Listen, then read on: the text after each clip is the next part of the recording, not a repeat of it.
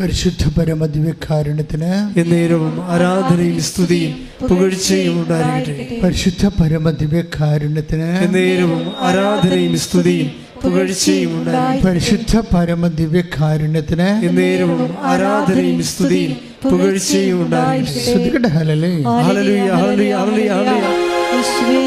യേശുവേ ആരാധന ആരാധന ആരാധന. ഹല്ലേലൂയ ഹല്ലേലൂയ ഹല്ലേലൂയ.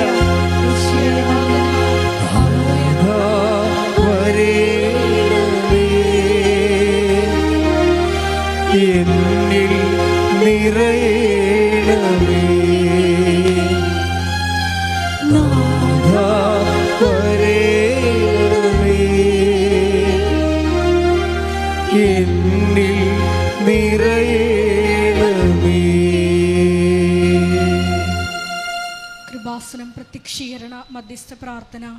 അമ്മേ പരിശുദ്ധ അമ്മേ, അമ്മേ പരിശുദ്ധ അമ്മേ, ദൈവമാതാവേ, ദൈവമാതാവേ, കൃപാസനത്തിലൂടെ ഞങ്ങൾക്കും ഞങ്ങളുടെ ദേശത്തിനും അമ്മ മാധ്യസ്ഥം തേടി തന്ന എല്ലാ അനുഗ്രഹങ്ങൾക്കും കൃപകൾക്കും ഞങ്ങളിപ്പോൾ ഹൃദയം നിറഞ്ഞ നന്ദി പറയുന്നു. സ്തുതിച്ചു പ്രാർത്ഥിക്കാം. ഹല്ലേലൂയ ഹല്ലേലൂയ ഹല്ലേലൂയ ഹല്ലേലൂയ.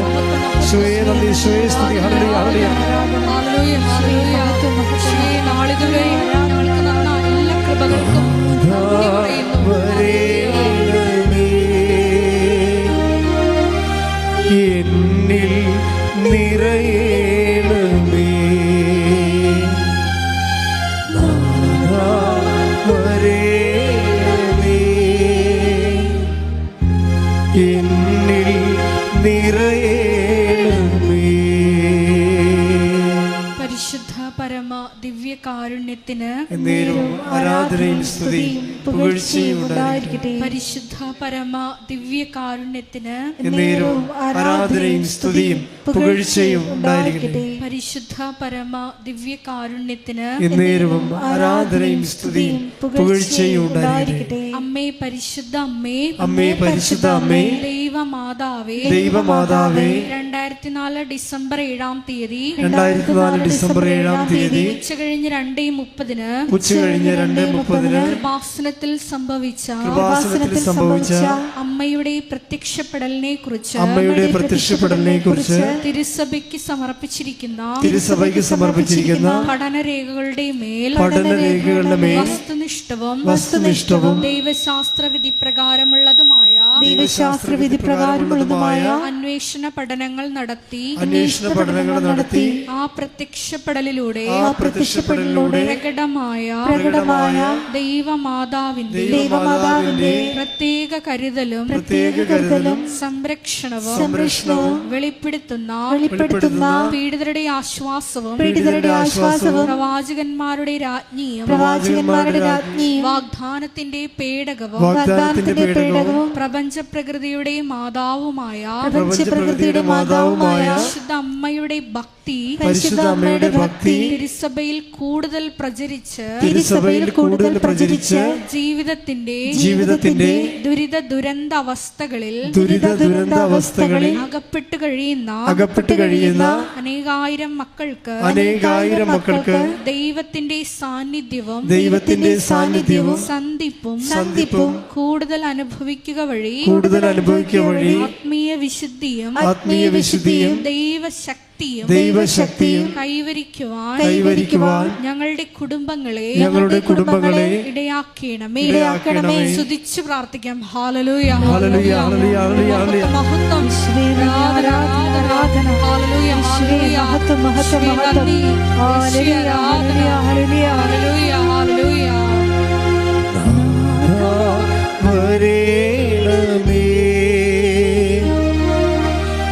എന്നിൽ നിറയണമേ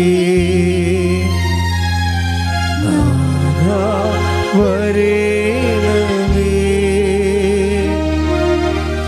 എന്നിൽ നിറയണമേ. പരിശുദ്ധ പരമ ദിവ്യകാരുണ്യത്തിന് ദിവ്യകാരുണ്യത്തിന് എന്നേരവും ആരാധനയും സ്തുതിയും പുകഴ്ചയും ഉണ്ടായിരിക്കട്ടെ. പരിശുദ്ധ പരമ ദിവ്യകാരുണ്യത്തിന് എന്നേരവും ആരാധനയും സ്തുതിയും പുകഴ്ചയും ഉണ്ടായിരിക്കട്ടെ. പരിശുദ്ധ പരമ ദിവ്യകാരുണ്യത്തിന് എന്നേരവും ആരാധനയും സ്തുതിയും പുകഴ്ചയും ഉണ്ടായിരിക്കട്ടെ. അമ്മേ പരിശുദ്ധ അമ്മേ, അമ്മേ പരിശുദ്ധ അമ്മേ, ഭൂസ്വർലോകങ്ങളുടെ രാജ്ഞിയായ അങ്ങേയ്ക്ക് ഭൗമ സംരക്ഷണത്തിനായി പ്രപഞ്ച പ്രകൃതിയെ തന്നെ തിരുസഭ പ്രതിഷ്ഠിക്കുവാൻ ഈ പ്രത്യക്ഷീകരണം വഴി ഇടയാക്കണമേ. പരിശുദ്ധ അമ്മേ, ജപമാല മാതാവേ, സകല കൃപാസനം പ്രാർത്ഥനകളോടും ചേർത്ത് ഞങ്ങളിപ്പോൾ പ്രാർത്ഥിക്കുന്ന ഈ സമൂഹത്തിന്റെ പ്രത്യേക നിയോഗങ്ങളും മൗനമായിട്ട് ഉടമ്പടിയിൽ സമർപ്പിച്ചിരിക്കുന്ന വിഷയങ്ങളും പുതുക്കി പ്രാർത്ഥിക്കുന്ന വിഷയങ്ങളും ഒപ്പം തന്നെ ഇപ്പോൾ നമ്മെ നൊമ്പരപ്പെടുത്തുന്ന വിഷയങ്ങളും ദൈവമാതാവിൻ്റെ മുമ്പിൽ സമർപ്പിച്ച് ഒരു നിമിഷം മൗനമായി പ്രാർത്ഥിക്കാം.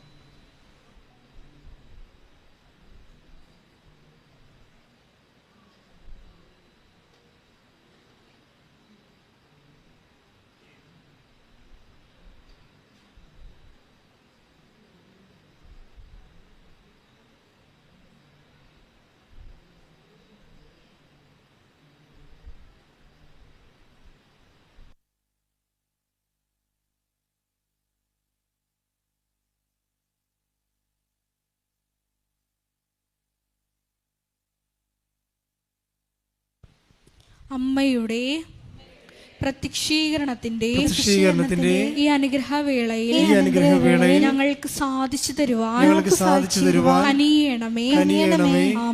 ആമേൻ. സ്തുതിച്ചു പ്രാർത്ഥിക്കാം. Hallelujah, hallelujah.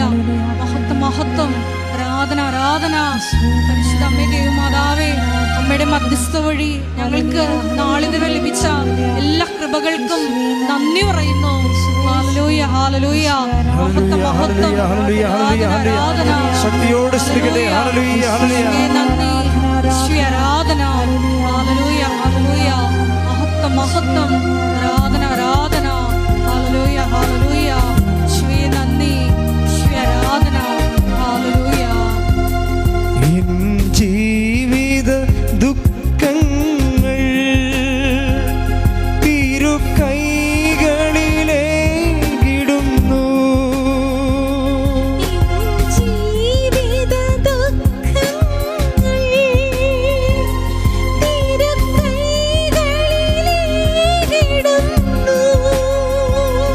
എന്റെ രോഗവും എന്റെ വേദനയും തിരുപാദത്തിലർപ്പിക്കുന്നു.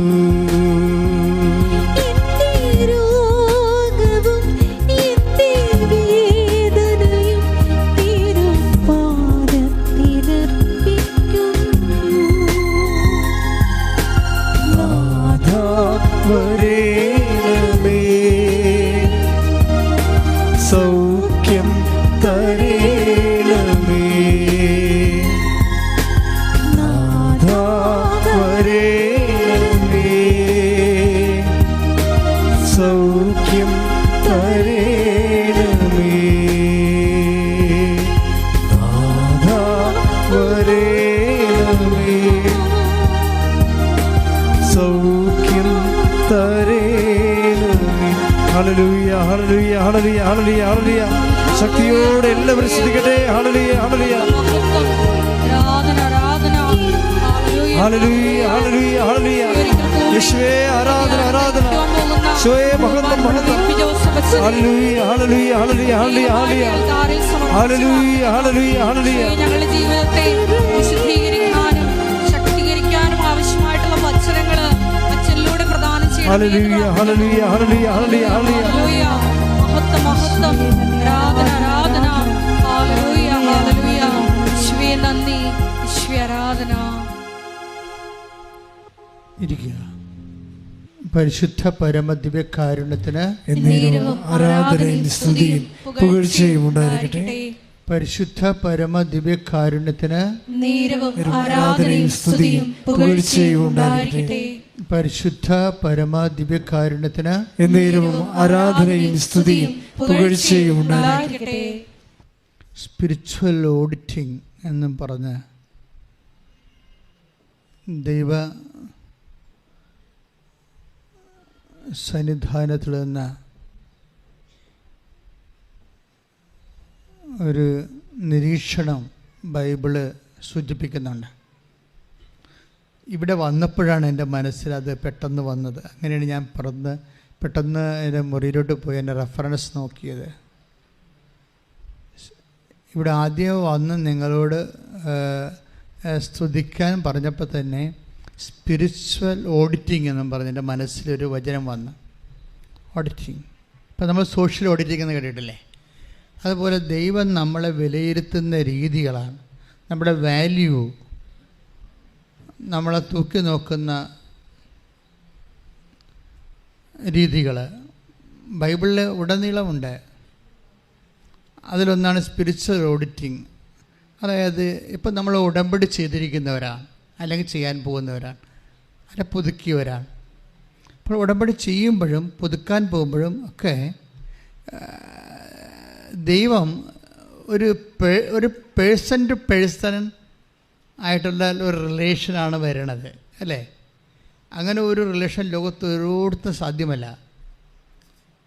സാധ്യമല്ലെന്നല്ല, ഇല്ല.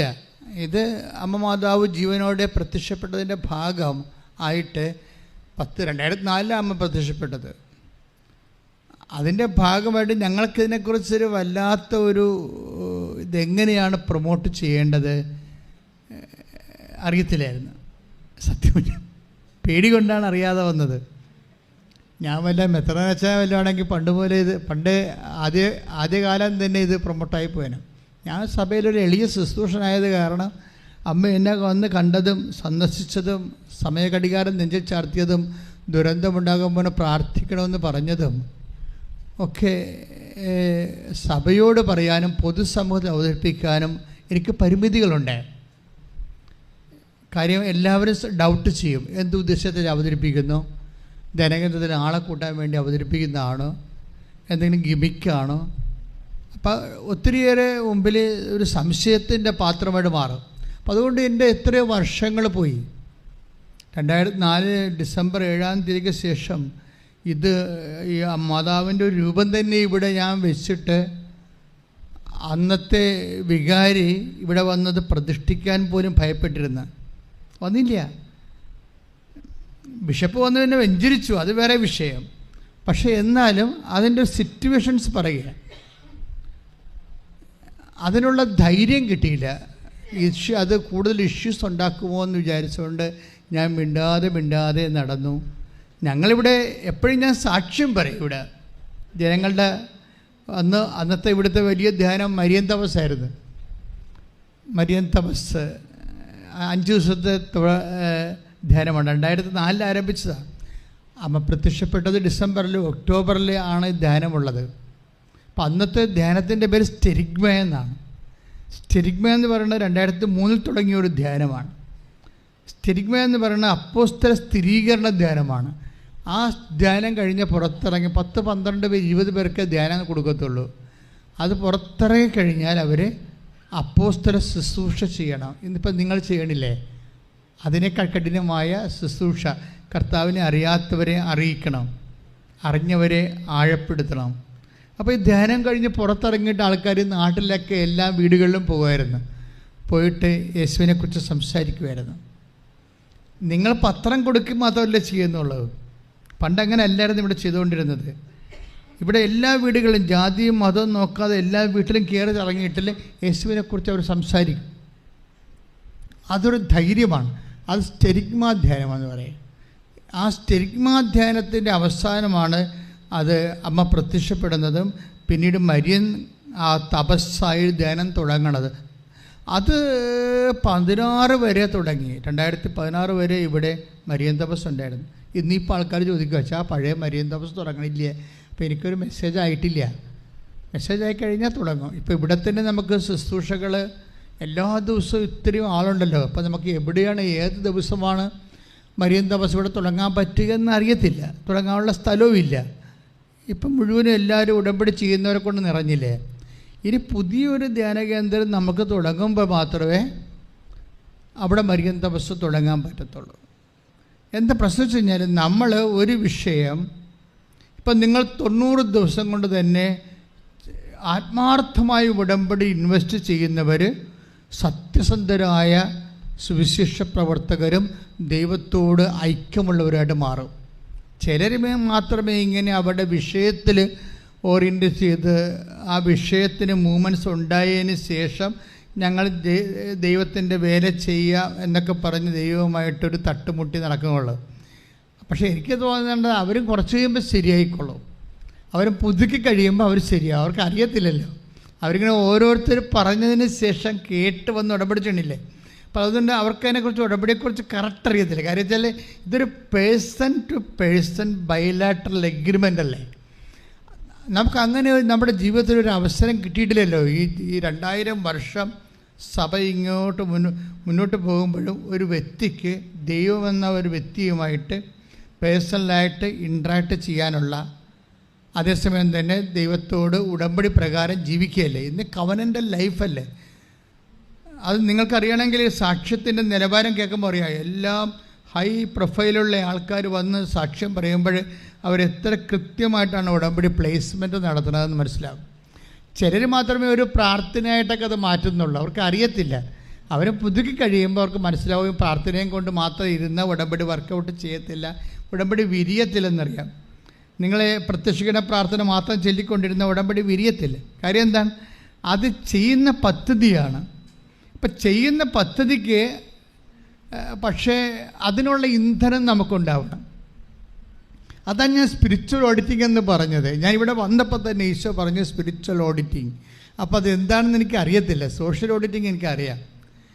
അപ്പോഴേ എൻ്റെ മനസ്സിൽ വന്നത്, നിങ്ങളെ എനിക്കറിയാം, നിങ്ങളിൽ ദൈവസ്നേഹമില്ല.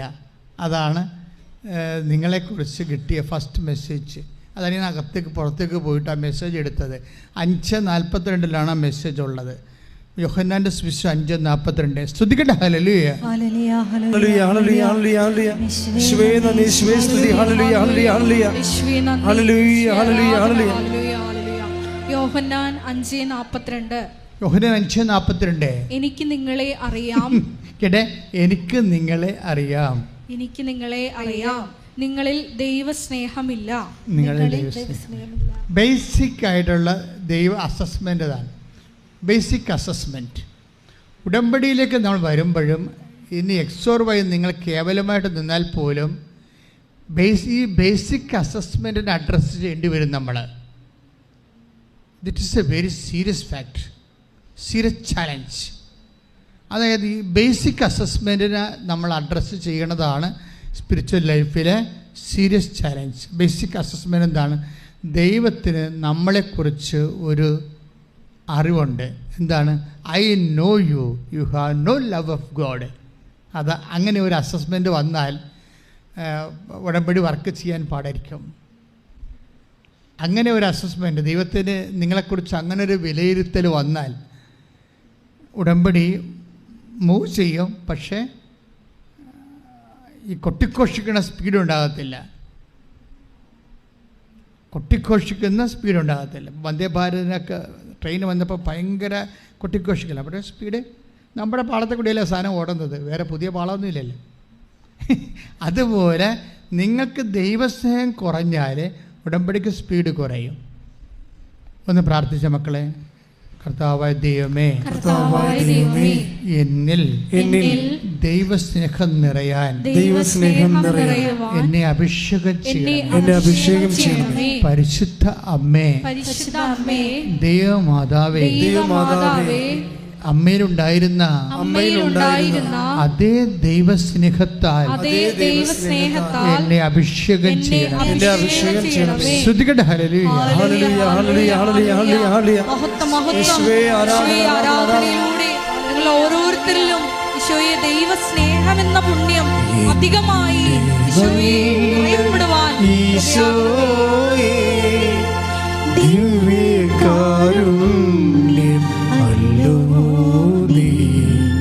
പാടി വാഴ്ത്താം പാടി വാഴ്ത്താം പാവന സ്നേഹമേ. പാടി വാഴ്ത്താം പാടി വാഴ്ത്താം പാവന സ്നേഹമേ. ആരാധന ആരാധന ആത്മനാഥനേശുവേ.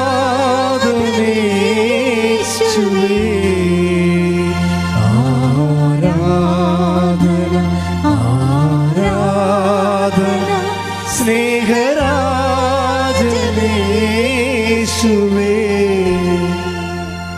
പരിശുദ്ധ പരമ ദിവ്യകാരുണ്യത്തിന് നേരവും ആരാധനയും സ്തുതിയും പുകഴ്ചയും ഉണ്ടായിരിക്കട്ടെ. ഈ സ്പിരിച്വൽ അസസ്മെൻറ്റിലെ ആദ്യത്തെ റെഫറൻസ് ദൈവസ്നേഹമാണ്. അതെന്താ പ്രശ്നം വെച്ച് കഴിഞ്ഞാൽ, ഇപ്പം നമ്മൾ ഉടമ്പടി ചെയ്തിരിക്കുന്നു, നമ്മൾ ജോലിക്ക് വേണ്ടി ചെയ്യുന്ന ഉടമ്പടി അല്ലേ, അതുപോലെ തന്നെ നമ്മൾ രോഗസൗഖ്യത്തിന് വേണ്ടി ഉടമ്പടി ചെയ്യുന്നവരുണ്ട്, ആധ്യാത്മിക വളർച്ചയ്ക്ക് വേണ്ടി ഉടമ്പടി ചെയ്യുന്നവരുണ്ട്. പക്ഷേ അങ്ങനെ ചെയ്യുമ്പോഴും അതിൻ്റെ എല്ലാത്തിൻ്റെ ബേസിക്സ് എന്ന് പറയുന്നത് ഈ അസസ്മെൻറ്റാണ്. എല്ലാത്തിൻ്റെ ബേസിക് ഫസ്റ്റ് എന്താണ്? നമ്മൾ ദൈവസ്നേഹത്തിൻ്റെ ഗ്രേഡ് ഉണ്ടാകണം. രണ്ടാമത് നമ്മുടെ കപ്പാസിറ്റി എന്താണെന്ന് ദൈവം ചോദിക്കും. രണ്ടാമത് വാട്ട് ഈസ് യുവർ കപ്പാസിറ്റി? ഉടമ്പടി ചെയ്യാനുള്ള നിങ്ങളുടെ കപ്പാസിറ്റി എന്താ? നിങ്ങൾ എന്ത് കപ്പാസിറ്റി വെച്ചുകൊണ്ടാണ് എന്നോട് നിങ്ങൾ ഉടമ്പടി ചെയ്തിരിക്കുന്നത്? What is your capacity? അതും ഒരു ചോദ്യമാണ്. അതറിയണമെങ്കിൽ മത്തായി ശ്ലീഹയുടെ സുവിശേഷം 9:28 വായിച്ചാൽ മനസ്സിലാവും. മത്തായി ശ്ലീഹ 9:28. ശ്രദ്ധിക്കട്ടെ. ഹല്ലേലൂയ ഹല്ലേലൂയ ഹല്ലേലൂയ ഹല്ലേലൂയ ഹല്ലേലൂയ. യേശുവേ നന്ദി, യേശുവേ സ്തുതി. ഹല്ലേലൂയ ഹല്ലേലൂയ ഹല്ലേലൂയ ഹല്ലേലൂയ. 9:28. അവൻ ഭവനത്തിലെത്തിയപ്പോൾ ആ അന്ധന്മാർ അവൻ്റെ സമീപം ചെന്നു. യേശു അവരോട് ചോദിച്ചു, എനിക്ക് ഇത് ചെയ്യാൻ കഴിയുമെന്ന് നിങ്ങൾ വിശ്വസിക്കുന്നുവോ? Praise the Lord. ഇപ്പോൾ സെക്കൻഡ് വിഷയം കണ്ടാവും. ആദ്യം ദൈവസ്നേഹമാണ് നമ്മൾ ചർച്ച ചെയ്തത്. പിന്നീട് വരണത് എനിക്ക് ഇപ്പോൾ അന്ധന്മാരെ യേശുവിൻ്റെ കൂടെ, ഇപ്പോൾ യേശു യഹൂദ പ്രമാണിയുടെ വീട്ടിലോട്ട് പോകുന്ന വഴിക്ക് നടന്ന സംഭവമാണ്. വഴി കണ്ട അന്ധന്മാരൊക്കെ യേശുവിൻ്റെ പുറകെ ഓടി വന്ന് അവർ വീട്ടിൽ കയറുന്ന അന്ധന്മാർ യേശുവിന് തടസ്സം നിന്നിട്ട് ചോദിച്ചു, ഞങ്ങൾക്ക് കാഴ്ച ലഭിക്കണമെന്ന് പറഞ്ഞു. അപ്പോൾ കർത്താവ് ചോദിക്കുന്നത്, വാട്ട് ഈസ് യുവർ കപ്പാസിറ്റി? നിങ്ങൾ ഉടമ്പടിയിൽ പറഞ്ഞിരിക്കുന്നത് ജോലി ലഭിക്കണം ഇല്ലേ? ഇല്ലേ? അതാ സംഭവം. അപ്പം അന്ധന്മാർ അതുപോലെ പറയണം, എനിക്ക് കാഴ്ച ലഭിക്കണമെന്നാണ് പറഞ്ഞിരിക്കുന്നത്. നമ്മൾ ജോലി ലഭിക്കണം, വീട് ലഭിക്കണം. ഇപ്പോൾ കഴിഞ്ഞ ദിവസം ഒരു ചേച്ചി സാക്ഷ്യം പറഞ്ഞത് 24 വർഷമായിട്ട് അവർക്ക് വീടുമില്ല, സ്ഥലവുമില്ല. 24 വർഷമായിട്ട് അവർക്ക് വീടുമില്ല, സ്ഥലവുമില്ല. എൻ്റെ മക്കളെപ്പോഴും മനസ്സിലാക്കേണ്ട കാര്യം, 24 ദിവസത്തിനുള്ളിലേ ഇവർക്ക് ഉടമ്പടിയോടുകൂടി വീട് സ്ഥലം ലഭിക്കുന്നുണ്ട്. ഞെട്ടിപ്പോവും. ആറ്ററമ്പിലെ പാലായിലെ ആറ്ററമ്പിൽ പുറമ്പോക്കി താമസിക്കുന്ന ആളാണ്. 24 വർഷമാണ് അവർക്ക് വീടില്ലാത്തത്, ഒരു 1/4 നൂറ്റാണ്ട്. പക്ഷെ ഉടമ്പടി എടുത്തപ്പോൾ 24 ദിവസത്തിനുള്ളിൽ അവർക്ക് സ്ഥലമായിട്ട് വെറും ഒരാഴ്ചക്കുള്ളിൽ വീടായി. അപ്പം ഇതൊക്കെ എല്ലാം ദൈവത്തിൻ്റെ കയ്യിലുണ്ട്. നിങ്ങൾ ഓർക്കും, അങ്ങനെ ഓരോരോ രീതികളിൽ നമുക്ക് കിട്ടാനുള്ള സാധ്യത ഉണ്ടെങ്കിലാണ് മെറ്റീരിയൽ പോസിബിലിറ്റി ആൻഡ് പൊട്ടൻസി. നിങ്ങളുടെയൊക്കെ എപ്പോഴും ലോജിക്ക് റീസൺസ് വർക്ക് ചെയ്യണ മെറ്റീരിയൽ പോസിബിലിറ്റി ആൻഡ് പൊട്ടൻസിയിലാണ്. ഇത് ഉടമ്പടി ബാധകമല്ല. മെറ്റീരിയൽ പോസിബിലിറ്റി ആൻഡ് പൊട്ടൻസി എന്ന് പറഞ്ഞാൽ എന്താണെന്നറിയാമോ? അതായത് കിട്ടാനുള്ള സാധ്യതയുണ്ടോ മെറ്റീരിയലായിട്ട്, ഭൗതിക സാധ്യത ഉണ്ടെങ്കിൽ സ്വാഭാവികമായിട്ട് ദൈവം കൂടി ഒന്ന് മുട്ടിക്കൊടുക്കുകയാണെന്നുണ്ടെങ്കിൽ നമുക്ക് കിട്ടുമെന്നുള്ള ഭൗതിക സാധ്യത ഇല്ല. കാര്യം എന്താ വേണ്ടത്? വീടും വേണം, സ്ഥലവും വേണം, വീടും വേണം. 24 ഭൗതിക സാധ്യത ഇല്ലെന്ന് പറയുമ്പോൾ നിങ്ങളോർക്കും നിങ്ങൾക്ക് ചിലപ്പോൾ അത് നിസ്സാര കാര്യം. നിങ്ങൾക്ക് ജോലിയുണ്ടല്ലോ, ജോലിയുള്ളവർക്ക് ഇഷ്ടം ലോൺ എടുക്കാൻ എന്ത് വേണമെങ്കിലും ലോൺ കിട്ടുമല്ലോ, വീടും കിട്ടും, ജോലി കാറും കിട്ടും, എല്ലാം ജോലി കിട്ടും. അതുപോലെ അങ്ങനെ ചിന്തിക്കാൻ ഇവർക്ക് പറ്റത്തില്ല. 24 കൊല്ലം ചിന്തിച്ചില്ലേ അവർ? അതിലെ ചിന്തിക്കണ്ടേ? 24 കൊല്ലം അവർ ജീവിച്ച ആറ്ററമ്പിൽ പൊന്മാനെ പോലെ ജീവിക്കുക. അപ്പോൾ എന്തെങ്കിലും കഴിവോ സാധ്യതയോ ഭൗതികമായ സാഹചര്യമോ ഉണ്ടെങ്കിൽ അവർക്ക് കിട്ടേണ്ടതായിരുന്നു. മാനുഷികമായ സാഹചര്യം ഇല്ലെന്ന് വ്യക്തമല്ലേ? മാനുഷിക സാഹചര്യം ഇല്ലാത്ത മാനുഷിക സാഹചര്യം മീൻസ് 0 പോസിബിലിറ്റിയിലാണ് അവർ. ഒരു വ്യക്തി 0 പോസിബിലിറ്റിയിലാണെന്ന് വിചാരിച്ചോ, പക്ഷേ അയാൾ ഉടമ്പടി എടുക്കുമ്പോഴേ അവകാശിയായി മാറും. ഇപ്പം ഫോർ ക്രിസ്ത്യൻസ് ഞങ്ങൾ മാമോദിസ സ്വീകരിക്കുമ്പോൾ മാമോദിസ ഒരു കവനൻ്റാണ് ശരിക്കും പറഞ്ഞാൽ. അത് കൂദാശയ സക്രമെൻറ്റ്. അപ്പം അതിൻ്റെ അകത്ത് പറയുന്നത് ഞങ്ങളെ ക്രൈസ്തവരും, അതായത് മാമോദിസ എന്ന കൂദാശ എന്താണൊരു വ്യക്തി, അവരെ ദൈവത്തിൻ്റെ മക്കളാക്കി തീർക്കുന്നു, മോക്ഷരാജ്യത്തിൻ്റെ അവകാശികൾ. ഈശോ നേടിയെടുത്ത നിത്യജീവനിൽ അവകാശം ലഭിക്കാൻ വേണ്ടിയാണ് ഈ മാമോദിസ സ്വീകരിക്കുന്നത്. അപ്പോൾ ആ കൂദാശയിലൂടെ ഒരു അവകാശമാണ് നമുക്ക് ലഭിക്കുന്നത്. ഉടമ്പടിയിലൂടെ ഒരു അവകാശമല്ല, എത്ര അവകാശങ്ങളാണ് ലഭിക്കുന്നത്. ഈ സ്ത്രീക്ക് വല്ല അവകാശമുണ്ട്? 24 കൊല്ലം ജീവിച്ചിട്ടും അവർക്കൊരു വീടുണ്ടാക്കാനോ അല്ലെങ്കിൽ ആ സ്ഥലം സ്വന്തം പേരിലാക്കാനോ അവർക്ക് കഴിഞ്ഞില്ല. അതാണ് അവരുടെ ഭൗതിക സാഹചര്യം. അതാണ് ദൈവത്തിലെ ഞാൻ നിന്നോട് സംസാരിക്കണത്, ദൈവം നിന്നോട് സംസാരിക്കണതാണ്. എന്താ കാരണം? നിൻ്റെ സാഹചര്യം 0 ആണെന്ന് വിചാരിച്ചോ? നീ വിചാരിക്കണമെന്ന് വെച്ചാൽ നീ എന്തുകൊണ്ടാണ് ഒരു റിലേ ചെയ്യാത്തതിൻ്റെ കാരണം നിനക്ക് രക്ഷപ്പെടാനുള്ള ഭൗതിക സാഹചര്യം നിൻ്റെ മുമ്പിൽ കാണാത്ത കൊണ്ടാണ്. എങ്ങനെ കടം മേടിക്കാനില്ല വെച്ചാൽ, ലോൺ എടുക്കാനില്ല വെച്ചാൽ എന്നൊക്കെ നിങ്ങൾ പറയും. പക്ഷേ ഇത് 0 സാഹചര്യമാണ്, 0 സാധ്യത. 0 സാധ്യത എന്നുകൊണ്ടാണ് പല ആൾക്കാരും ഉടമ്പടി ചെയ്യണത്. എന്താണ് ഉടമ്പടിയുടെ സാധ്യത? ദൈവമാണ്. കൈയടിച്ച് കർത്താൻ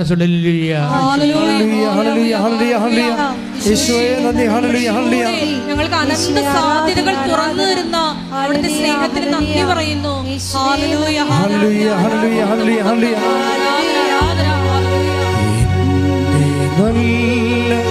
ഈശോയേ ദിവ്യകാരുണ്യം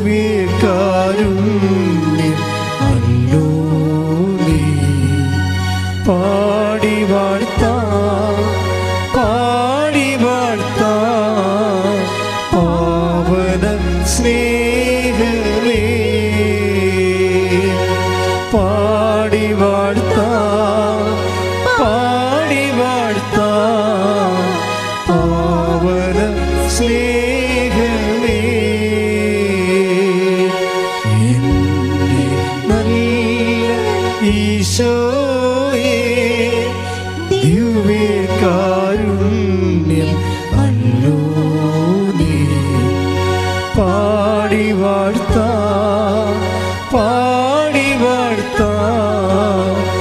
പാവന സ്നേഹമേ. പരിശുദ്ധ പരമ ദിവ്യകാരുണ്യത്തിന് എന്നേരവും ആരാധനയും സ്തുതിയും പുകഴ്ചയും ഉണ്ടായിരിക്കട്ടെ. എൻ്റെ പ്രിയപ്പെട്ടവരുടെ, ഉടമ്പടിയുടെ പശ്ചാത്തലത്തിൽ നമ്മൾ ആ വചനം ഒന്നുകൂടി പരിശോധിക്കുകയാണ്. മത്തായിയുടെ സുവിശേഷം 9:28. ശ്രുതികട്ടെ. ഹല്ലേലൂയ ഹല്ലേലൂയ ഹല്ലേലൂയ ഹല്ലേലൂയ ഹല്ലേലൂയ. മത്തായി 9:28.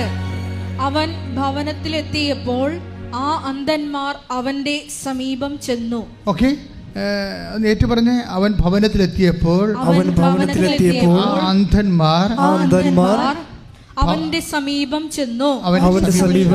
യേശു അവരോട് ചോദിച്ചു, എനിക്ക് ഇത് ചെയ്യാൻ കഴിയുമെന്ന് നിങ്ങൾ വിശ്വസിക്കുന്നുവോ? ഉവ്വ് കർത്താവേ എന്നവർ മറുപടി പറഞ്ഞു. അതായത് ഞാനത് എംഫസിസ് ചെയ്യാൻ എവിടെയാണെന്ന് അറിയാവോ? ഇതിൽ ഇപ്പം എനിക്ക് യേശു അന്ധന്മാരോട് ചോദിക്കുന്നൊരു ചോദ്യമാണ്.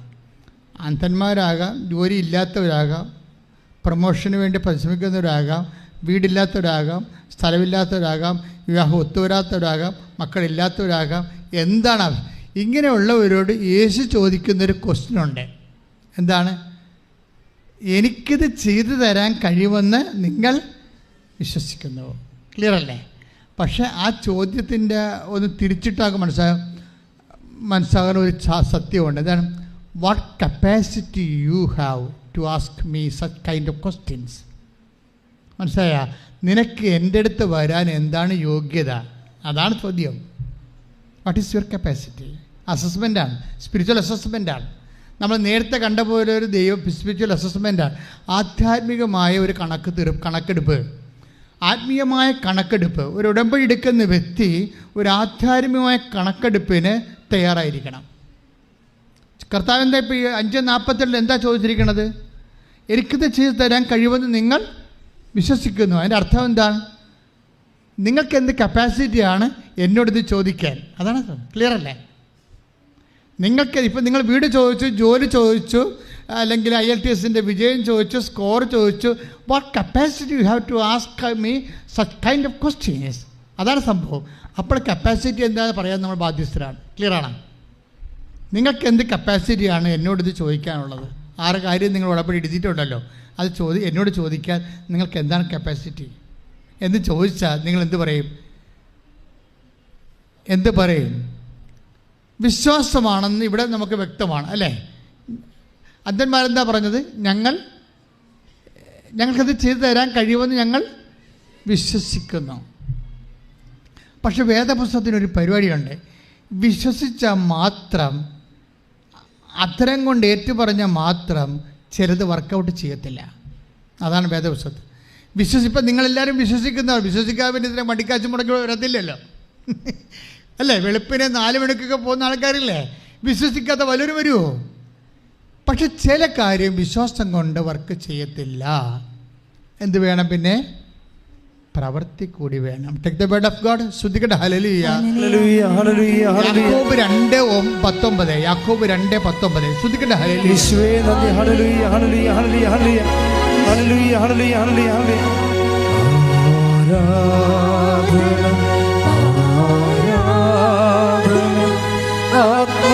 ആത്മനാഥനേ യേശുവേ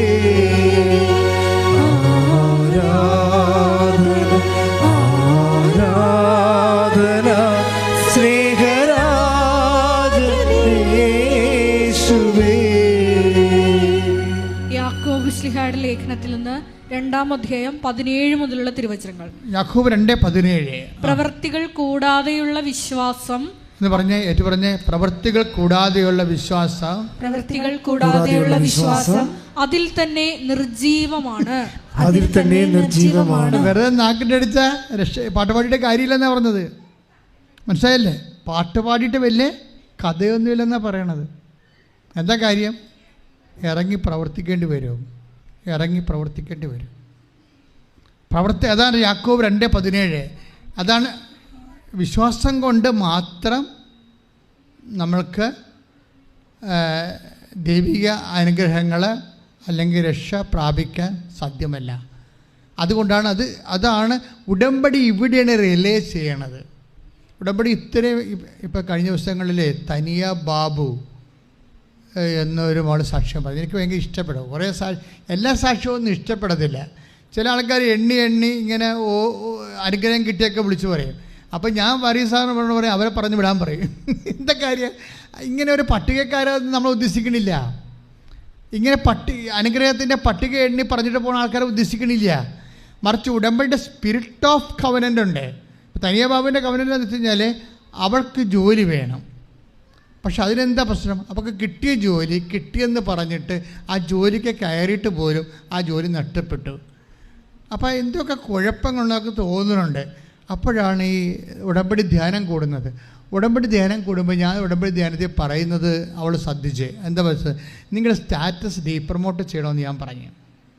അത് ഞാൻ പറഞ്ഞൊന്നുമല്ല, ഈ ഉടമ്പടിയുമായിട്ട് ദൈവത്തിൻ്റെ ജനങ്ങളുടെ കൂടെ ദൈവത്തിന് വേണ്ടി സഞ്ചരിക്കുമ്പോൾ പരിശുദ്ധാത്മാവ് അപ്ഡേറ്റ് ചെയ്തുകൊണ്ടിരിക്കും. ഇപ്പോൾ ഇന്ന് പറഞ്ഞില്ലേ സ്പിരിച്വൽ ഓഡിറ്റിംഗ് എന്ന് പറഞ്ഞല്ലേ, സ്പിരിച്വൽ ഓഡിറ്റിംഗ് എന്ന് പറഞ്ഞതുപോലെ തന്നെയാണ് ഒരു കാലത്ത് പറഞ്ഞായിരുന്നു നിങ്ങൾ സ്റ്റാറ്റസ് ഡീപ്രമോട്ട് ചെയ്യണമെന്ന് പറയും. കാര്യം വിശ്വാസത്തിൻ്റെ മേൽക്കൈ നേടുന്നത് സ്റ്റാറ്റസ് ഡീപ്രമോട്ടിങ്ങിലാണ്.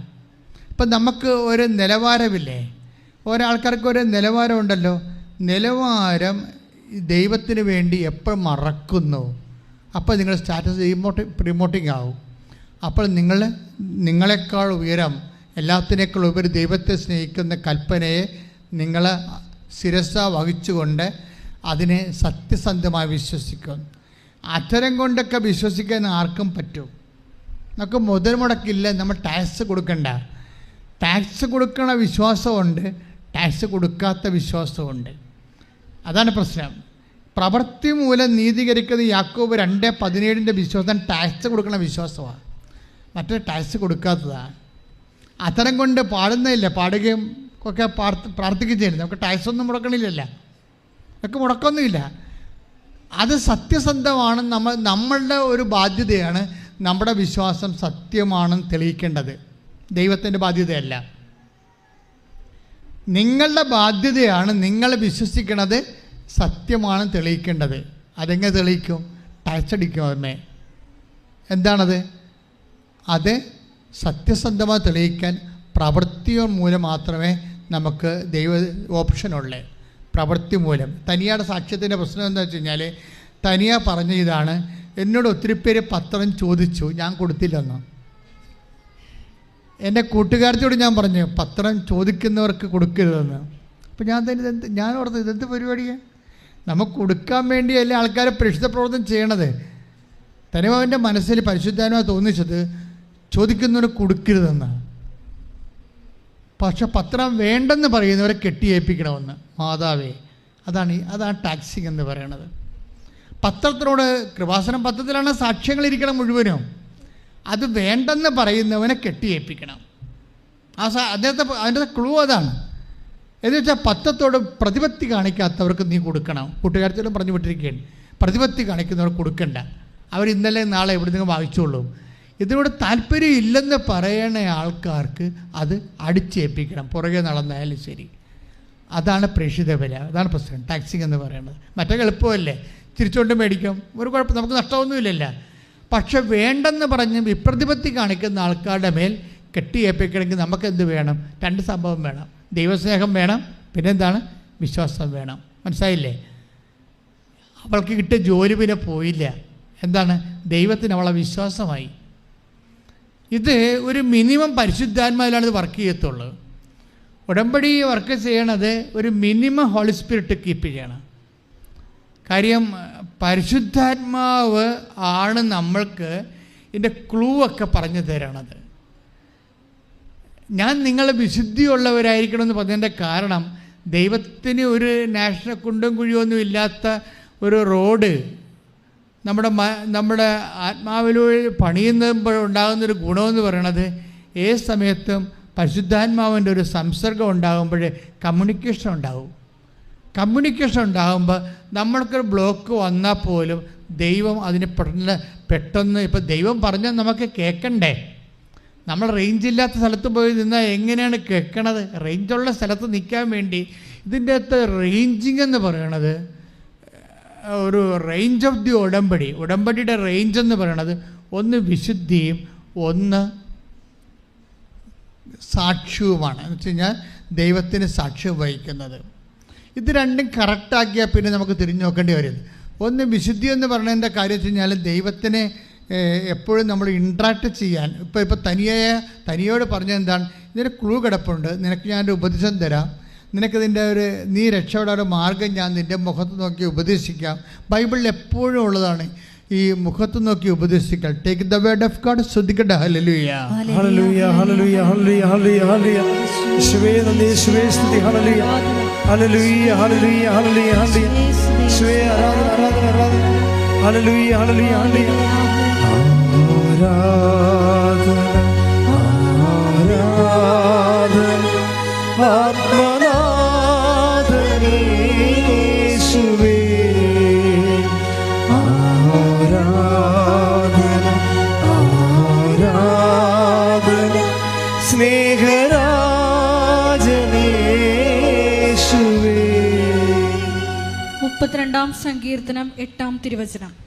സങ്കീർത്തനം 32:8 വായിച്ചോളൂ. ഞാൻ നിന്നെ ഉപദേശിക്കാം, ഏറ്റു പറഞ്ഞേ, ഞാൻ നിന്നെ ഉപദേശിക്കാം, നീ നടക്കേണ്ട വഴി കാണിച്ചു തരാം, ഞാൻ നിന്റെ മേൽ ദൃഷ്ടിയുറപ്പിച്ച് നിന്നെ ഉപദേശിക്കാം. എന്നാ ഇൻറ്റിമസിയാ! നമ്മളോട് ഏറ്റവും അടുപ്പമുള്ളവർ നമ്മുടെ കണ്ണെ നോക്കിയിട്ട് സീരിയസ് ആയിട്ട് ഒരു കാര്യം പറഞ്ഞാൽ നമുക്ക് എന്ത് ഇൻറ്റിമസി ഫീൽ ചെയ്യും. ദൈവം അങ്ങനെയാണ്. നീ ഇപ്പം ഞാൻ നിങ്ങളോട് പറയുന്ന വഴികൾ സിമ്പിളായ വഴികളാണ്. ഞാൻ പറയുമ്പോൾ നിങ്ങൾ ശ്രദ്ധിച്ച് കേൾക്കണം. എന്താ കാരണം?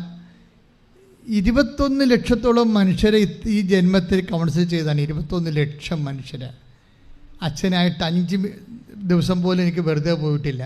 പിറ്റേ ദിവസം തുടങ്ങിയതാണ് ശുശ്രൂഷ.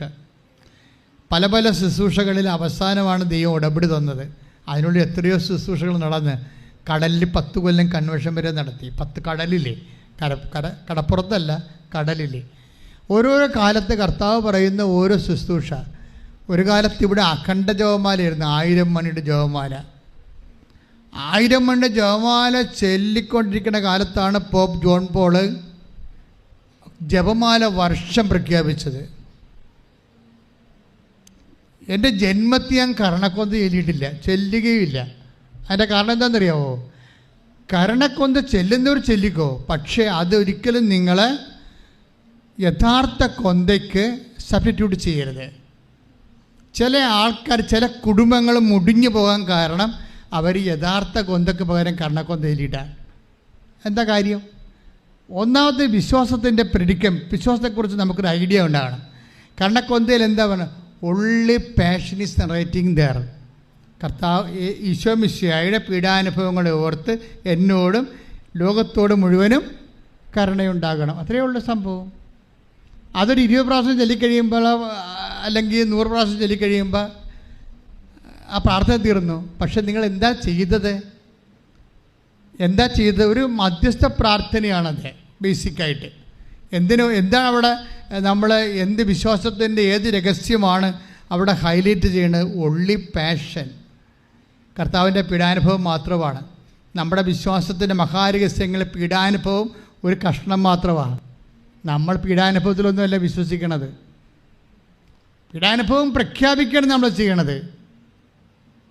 പീഡാനുഭവം പ്രഖ്യാപിക്കും, കർത്താവിൻ്റെ മരണം നമ്മൾ പ്രഖ്യാപിക്കും. പിന്നെന്താണ് വിശ്വസിക്കണത്? എന്തിനാണ്? പീഡാനുഭവത്തിലല്ല, ഉയർപ്പിലാണ് വിശ്വസിക്കണത്.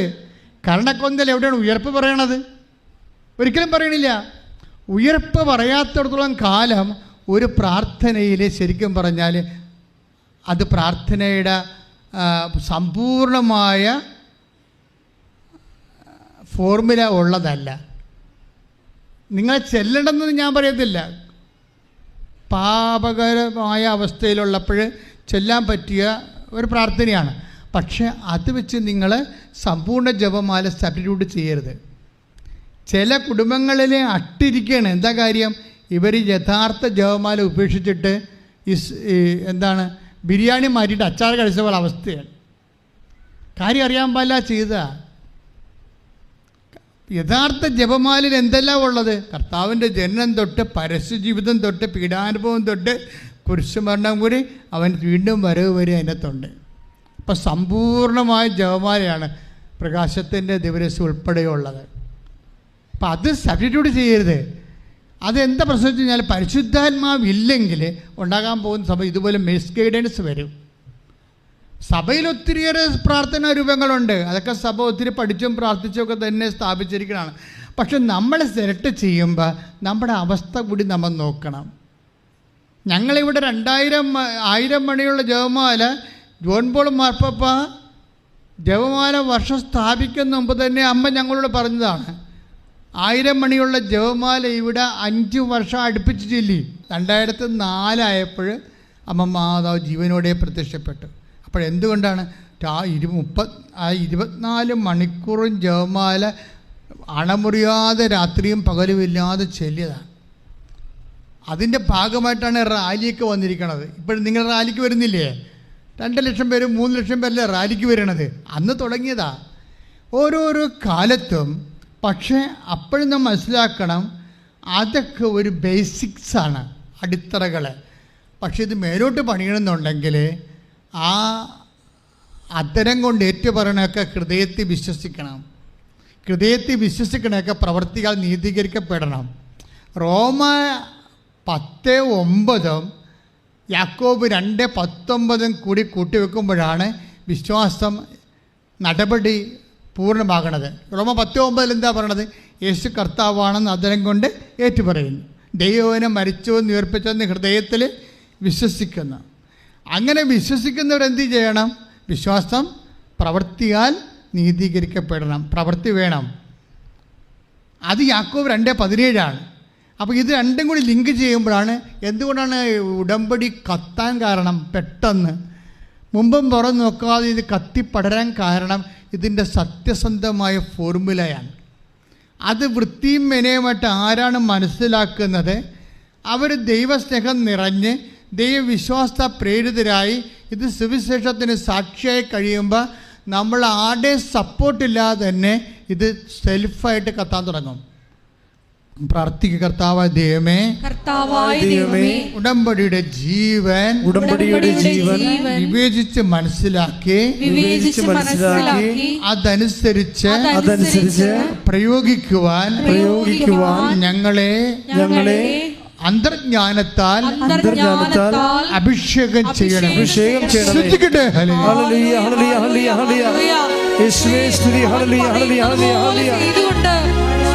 മുന്നേറിക്കൊണ്ട് ഞങ്ങളെ സാക്ഷികളായി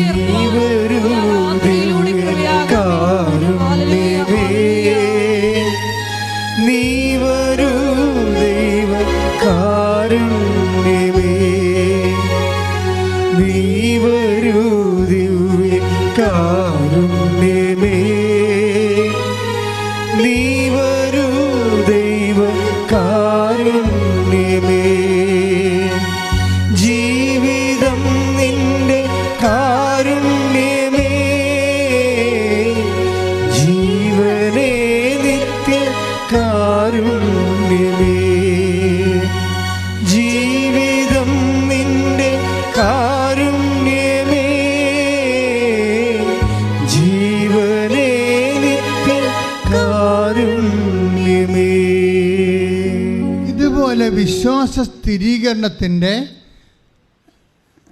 മറ്റൊരു ജോലിയാണ് ദൈവാനുഭവത്തിൻ്റെ സാക്ഷ്യപ്പെടുത്തലുകൾ. ഉടമ്പടിയുടെ മെയിൻ സംഭവമാണ് ദൈവാനുഭവത്തിൻ്റെ സാക്ഷ്യപ്പെടുത്തലുകൾ. അത് വിശ്വാസത്തിൻ്റെ സ്ഥിരീകരണത്തിൻ്റെ ഏറ്റവും വലിയ കടുത്ത പ്രയോഗമാണ്. അതായത് നിങ്ങളെപ്പോഴും കണ്ണീരോടെ പ്രാർത്ഥിക്കേണ്ട, കർത്താവേ നിന്നെ സാക്ഷ്യപ്പെടുത്താൻ, നിൻ്റെ മഹത്വം സാക്ഷ്യപ്പെടുത്താൻ എന്നെ സഹായിക്കണമേ, എന്നെ നിൻ്റെ സാക്ഷിയായി മാറ്റണമേ. ഇപ്പം കഴിഞ്ഞ ദിവസങ്ങളിലൊക്കെ ഉണ്ടായിരുന്ന സാക്ഷ്യം, 1 കൊല്ലമായി ഞാൻ കർത്താവിനോട് പ്രാർത്ഥിക്കായിരുന്നു ഈ അൾത്താര കയറി ഒരു സാക്ഷ്യം പറയാൻ വേണ്ടി. 1 കൊല്ലമായി, അങ്ങനെയാണ് അവർ തുടങ്ങണം. 1 കൊല്ലമായി ഞാൻ പ്രാർത്ഥിക്കരുത്. വേറെ ഒരു ലേഡി പറഞ്ഞത്, ഞാൻ സ്വപ്നം കണ്ടായിരുന്നു കൃപാസന അൾത്താര കയറി സാക്ഷ്യം വഹിക്കാൻ വേണ്ടി. അതെന്താ സംഭവിച്ചാൽ, നിങ്ങൾക്ക് കിട്ടിയ സാക്ഷി, ഇപ്പം നിങ്ങളിവിടെ 2000-3000 പേരുണ്ട്, അതല്ല.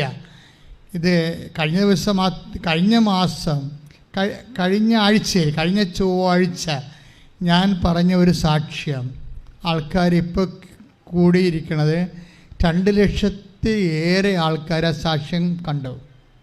ലോകത്തിലുള്ള എമ്പാടുമുള്ള 2,00,000 പേരാണ് ആ സാക്ഷ്യം കണ്ടത്. എന്ത് സംഭവിച്ചിരിക്കണത്? ആ 2,00,000 പേരിലേക്ക് എന്ത് പറ്റി? സുവിശേഷം പ്രസരിക്കും. യേശുക്രിസ്തുവിൻ്റെ സുവിശേഷം ആ 2,00,000 പേരിലേക്കാണ് നിങ്ങൾ കൊടുക്കുന്നത്. ദാറ്റ് മീൻസ് നിങ്ങൾക്ക് വീട്ടിലിരുന്ന് ഒരു ജന്മം കൊണ്ട് ഒരു 2,000 പേരെ പോലും നിങ്ങൾക്ക് സുവിശേഷത്തിലേക്ക് ചെയ്യാൻ പറ്റത്തില്ല, അല്ലേ? എന്ത് പാടാണ്. ഒരു 2,000 പേരെങ്കിലും നിങ്ങൾക്ക് യേശുക്രിസ്തുവിനെ കുറിച്ച് പറയണമെങ്കിൽ നിങ്ങൾ എത്ര പേരോട് പറഞ്ഞു കാണാം? വളരെ കുറച്ച് പേരോടെ പറഞ്ഞു കാണത്തുള്ളൂ. അങ്ങനെ പറയണമെങ്കിൽ, മറ്റുള്ളവരോട് പറയണമെങ്കിൽ പ്രത്യേക അഭിഷേകം നമുക്ക് വേണം. ഇപ്പം ചില ആൾക്കാരൊക്കെ പല സഭയുടെ ഉന്നതമായ യൂണിവേഴ്സിറ്റികളിലൊക്കെ പോയി സുവിശേഷത്തെക്കുറിച്ചൊക്കെ ഡോക്ടറേറ്റ് എടുക്കും.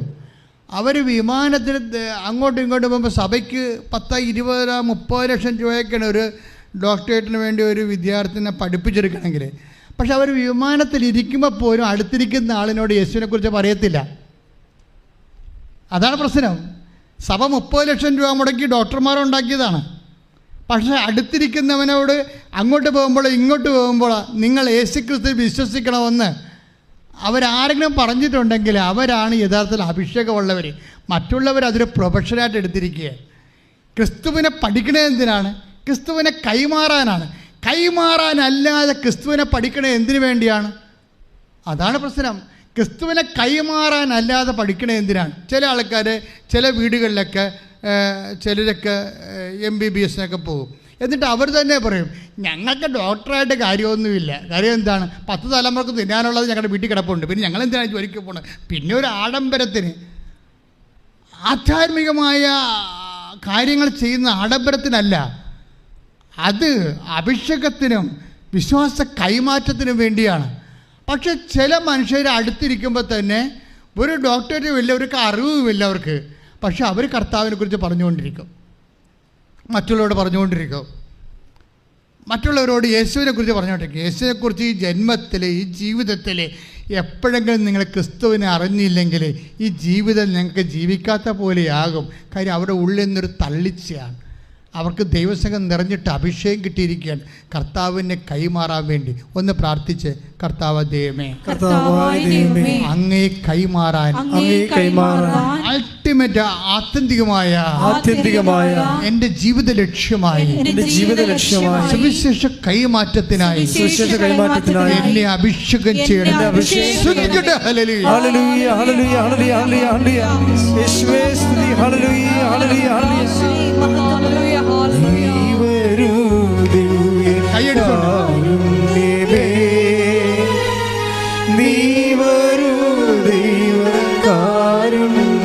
സന്തോഷത്തോടെ നീ വരൂ, നീ വരൂ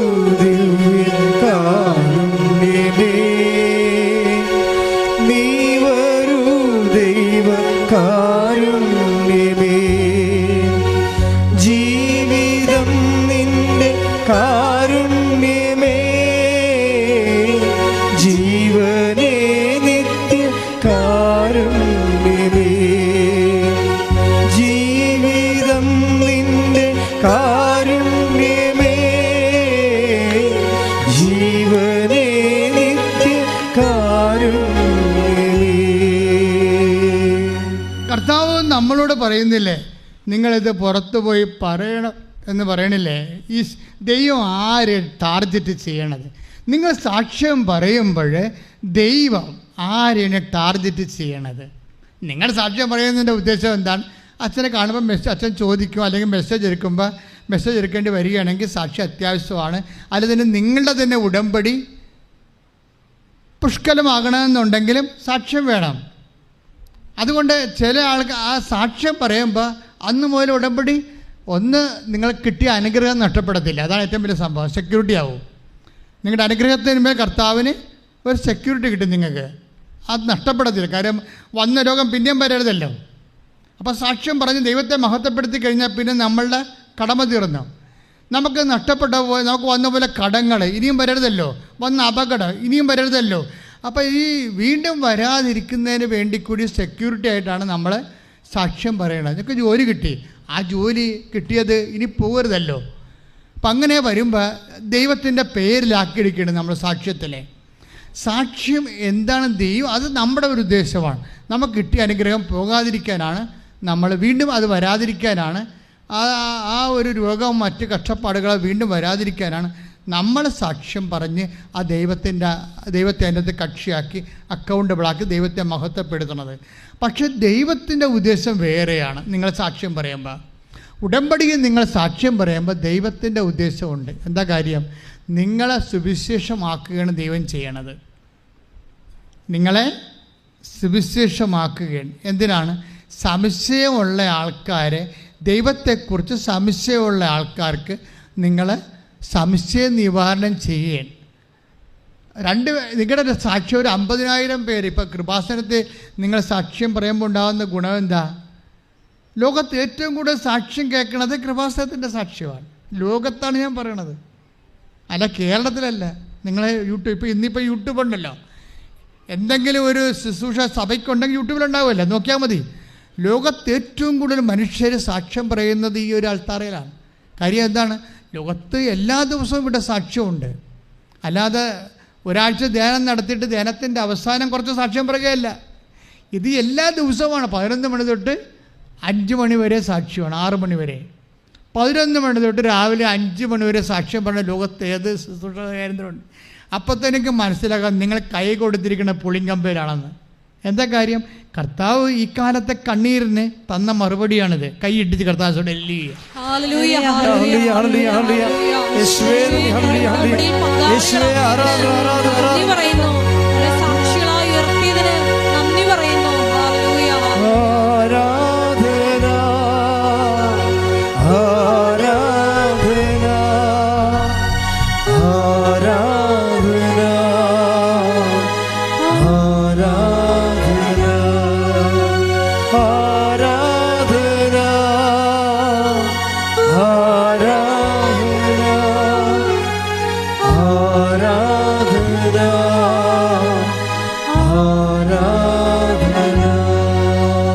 പരിശുദ്ധ പരമ ദിവ്യകാരുണ്യത്തിന് ആരാധനയും സ്തുതിയും പുകഴ്ചയും ഉണ്ടാകട്ടെ. നമ്മുടെ പേഴ്സണൽ അസസ്മെൻ്റ് ആണ് ഇന്നത്തെ വിഷയം അല്ലേ? ആത്മീയമായ ഒരു അസസ്മെൻ്റ്, കണക്കെടുപ്പ്, ഓഡിറ്റിങ്. അതിൻ്റെ അകത്ത് നമ്മൾ ആദ്യം ദൈവസ്നേഹം കണ്ടു, രണ്ടാമത് വിശ്വാസം കണ്ടു. ഇപ്പം എന്താ കാണുന്നത്? സാക്ഷ്യം. എന്താണ് സാക്ഷ്യം? സാക്ഷ്യത്തിൻ്റെ ഉദ്ദേശം എന്താണ്? നമ്മുടെ ഒരു ഉദ്ദേശമുണ്ട്, നമ്മളുടെ പ്രൊട്ടക്ഷനാണ് നമ്മുടെ ഉദ്ദേശം. എന്താണ്? നമുക്ക് കിട്ടിയ അനുഗ്രഹം നഷ്ടപ്പെട്ടു പോകരുത്, അതാണ് ഒന്ന്. പക്ഷേ ദൈവത്തിന് വേറൊരു ഉദ്ദേശമുണ്ട് സാക്ഷ്യം കൊണ്ട്. എന്താ ഉദ്ദേശം? നിങ്ങളെ സുവിശേഷമാക്കി കൈമാറുക. ആർക്കാണ്? ദൈവത്തെക്കുറിച്ച് ഐഡിയ ഇല്ലാതിരിക്കുന്ന ആൾക്കാർക്ക്. അപ്പോൾ ആദ്യകാലങ്ങളിലൊക്കെ ഉടമ്പടി വരുമ്പോൾ തന്നെ, ആദ്യകാലങ്ങളിലൊക്കെ 2016, 17 കാലങ്ങളിലൊക്കെ ഒത്തിരിയേറെ ആൾക്കാർ ഇവിടെ വരുമായിരുന്നു.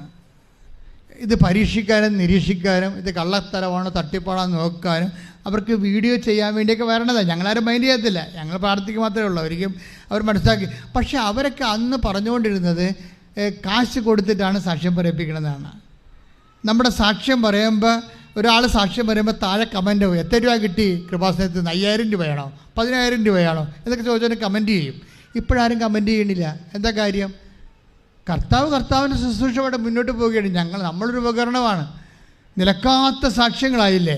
അപ്പോൾ ആൾക്കാർക്ക് മനസ്സിലാവും, ഇങ്ങനെ ഈ കഴിഞ്ഞ 10,000 മനുഷ്യർക്ക് 5000 രൂപ കൊടുക്കാൻ പലയിടത്തും കിട്ടുക. 10,000 മനുഷ്യരല്ലേ സാക്ഷ്യം പറയണം. അപ്പോഴിപ്പോൾ അത് ഒതുങ്ങി ശരിക്കും. ഇനി ആരെങ്കിലും വേറെ ഏതെങ്കിലും കാര്യം അവർക്ക് തോന്നുന്ന രീതി കുത്തിപ്പൊക്കിയാലേ ഉള്ളൂ.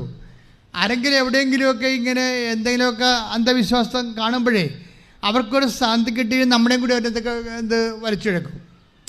അങ്ങനെയല്ല കഴിഞ്ഞ പ്രാവശ്യം ഒരു വിവാദമൊക്കെ ഉണ്ടായത്. നമ്മൾക്കൊരു ബന്ധമില്ല, പുറത്ത് എന്തെങ്കിലും കോമാളിത്തരങ്ങൾ മറ്റുള്ള ആൾക്കാരെ കാണിക്കുമ്പോൾ അവരുടെ ആൾക്കാർ നമ്മളെയും കൂടി അതിൻ്റെ അടുത്ത് പെടുത്തിയിട്ട് ഞങ്ങൾ മാത്രമല്ല നിങ്ങളും ചെയ്യുന്നുണ്ടെന്ന് പറഞ്ഞുകൊണ്ട് വെള്ളം ചേർക്കാൻ നോക്കും. പക്ഷെ അതൊന്നും അങ്ങനെയൊക്കെ ഇരുട്ടുകൊണ്ട് ഊട്ടടച്ചിട്ട് എത്ര കാലം നമുക്ക് ഊട്ടടച്ച് ജീവിക്കാൻ പറ്റും? കർത്താവിൻ്റെ വചനത്തിന് സുവിശേഷം വിലങ്ങി വെക്കപ്പെടാത്തതാണ്. കൃപാസനം നോക്കുമ്പോൾ നിങ്ങൾക്ക് മനസ്സിലാകും. Take the word of God, സുവിശേഷം വിലങ്ങി വെക്കപ്പെട്ടിട്ടില്ല. ശ്രദ്ധിക്കട്ടെ. ഹല്ലേലൂയ, ഹല്ലേലൂയ, ഹല്ലേലൂയ, ഹല്ലേലൂയ. യേശുവേ നന്ദി. ഹല്ലേലൂയ. തിമോത്തി 2:9. ആ സുവിശേഷത്തിന് വേണ്ടിയാണ് ഞാൻ കഷ്ടത സഹിച്ചുകൊണ്ട് കുറ്റവാളിയെ പോലെ വിലങ്ങുകൾക്ക് വരെ അധീനനാകുന്നത്. എന്നാൽ ദൈവവചനത്തിന് വിലങ്ങ് വയ്ക്കപ്പെട്ടിട്ടില്ല. അപ്പൊ എന്തെല്ലാം തരത്തിലുള്ള ആരോപണങ്ങളൊക്കെ ഉണ്ടായാലും സുവിശേഷത്തിന് അതിൻ്റെ അടയാളവും വിലങ്ങി വെക്കപ്പെടാതെ അങ്ങ് മുന്നോട്ട് പോവുകയാണ്. ഞാനിപ്പോൾ സംസാരിക്കുന്ന സാക്ഷ്യത്തെക്കുറിച്ചാണ്. നിങ്ങൾക്ക് കൊതി ഉണ്ടാകണം. എന്താണ് സാക്ഷ്യം പറയണമെങ്കിൽ? ഒന്നാമത്തെ ചിലർക്ക് സാക്ഷ്യം പറഞ്ഞാൽ ഡബിൾ ബെനിഫിറ്റാണ്. എന്താ കാര്യം? അവർ സോഷ്യൽ സ്റ്റാറ്റസ് ഉള്ള ആൾക്കാരാണ്. അപ്പോൾ കൃപാസനത്തിൽ വന്നൊരു സാക്ഷ്യം പറയുമ്പോൾ ചില സമയത്ത് വീട്ടുകാർ പറയും, അയ്യോ അത് വേണ്ടായിരുന്നു, നമ്മളെ 10 മനുഷ്യർ അറിയണതല്ലേ, നിങ്ങൾ ഈ പൊസിഷനൊക്കെ ഇരിക്കണതല്ലേ. അപ്പോൾ അങ്ങനെ ഇരിക്കുന്നവരാണ് ആദ്യം വന്ന് സാക്ഷ്യം പറയേണ്ടത്. കാര്യം നിങ്ങളുടെ പൊസിഷൻ ഇപ്പോൾ അറിയാം. എനിക്കിപ്പോൾ എപ്പം മരിക്കുമെന്നതിനെക്കുറിച്ച് എനിക്ക് ഒരു ഐഡിയ ഉണ്ട്. എനിക്ക് ഏറ്റവും വലിയ ആവശ്യമുള്ളത് അമ്മയെ ഞാൻ നേരെ കണ്ടത് കൊണ്ടാണ്.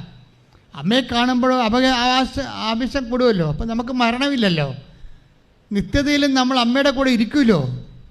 അല്ലെങ്കിൽ അമ്മ വിളിച്ചുകൊണ്ട് പോയി ഈശോൻ്റെ അടുത്ത് ഇരുത്തുമല്ലോ, ഉറപ്പല്ല ആ കാര്യം. അതുപോലെ തന്നെ അപ്പം ഞാൻ കണ്ട് വിശ്വസിക്കുന്നു. പക്ഷേ നിങ്ങളെന്താ ചെയ്യണത്? നിങ്ങൾക്ക് എന്നേക്കാൾ ഉറപ്പാണ്. എന്താ കാര്യം? നിങ്ങൾ പ്രത്യക്ഷപ്പെടാതെ തന്നെ വിശ്വസിക്കുന്നു. കൈയിടിച്ച് കർത്താവിനെ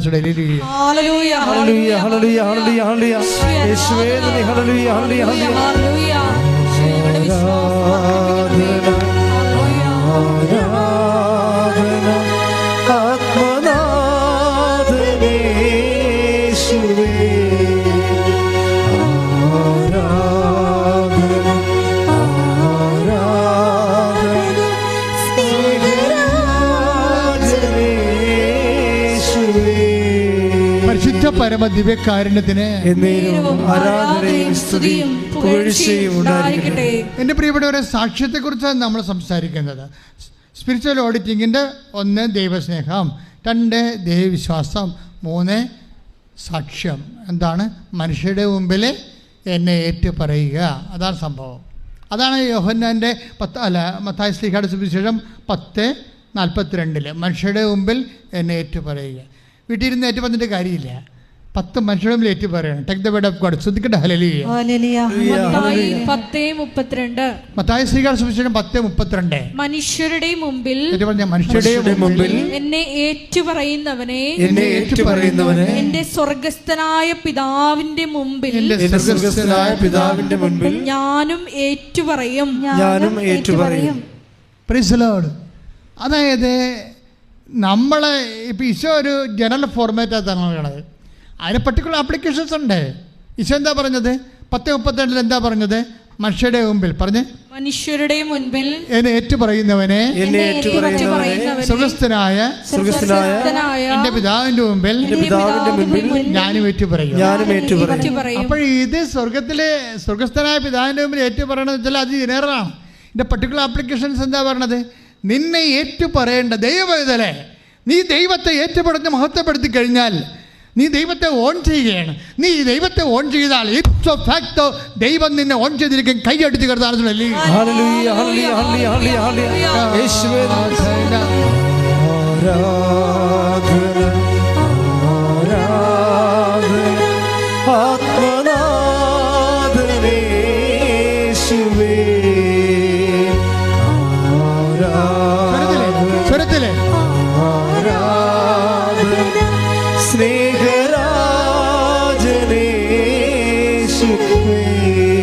പരമ ദിവ്യകാരുണ്യത്തിന് ആരാധനയും സ്തുതിയും പുകഴ്ചയും ഉണ്ടായിരിക്കട്ടെ. പരിശുദ്ധ പരമ ദിവ്യകാരുണ്യത്തിന് ആരാധനയും സ്തുതിയും പുകഴ്ചയും ഉണ്ടായിരിക്കട്ടെ. അപ്പോഴേ നമ്മൾ മനുഷ്യരുടെ മുമ്പിലാണ് ഏറ്റുപറയണത്. നിങ്ങളൊന്ന് പ്രാർത്ഥിക്കണം. പ്രാർത്ഥിച്ച് കർത്താവ് ദൈവമേ, എനിക്കൊരു അടയാളം കിട്ടി. മനുഷ്യരുടെ മുമ്പില് അങ്ങ് ഏറ്റുപറഞ്ഞ് മഹത്വത്തിൽ പങ്കാളിയാകാൻ എന്നെ അഭിഷേകം ചെയ്യണമേ. ഹല്ലേലൂയ ഹല്ലേലൂയ ഹല്ലേലൂയ ഹല്ലേലൂയ. യേശുവേ നന്ദി. ഹല്ലേലൂയ. ആരാധന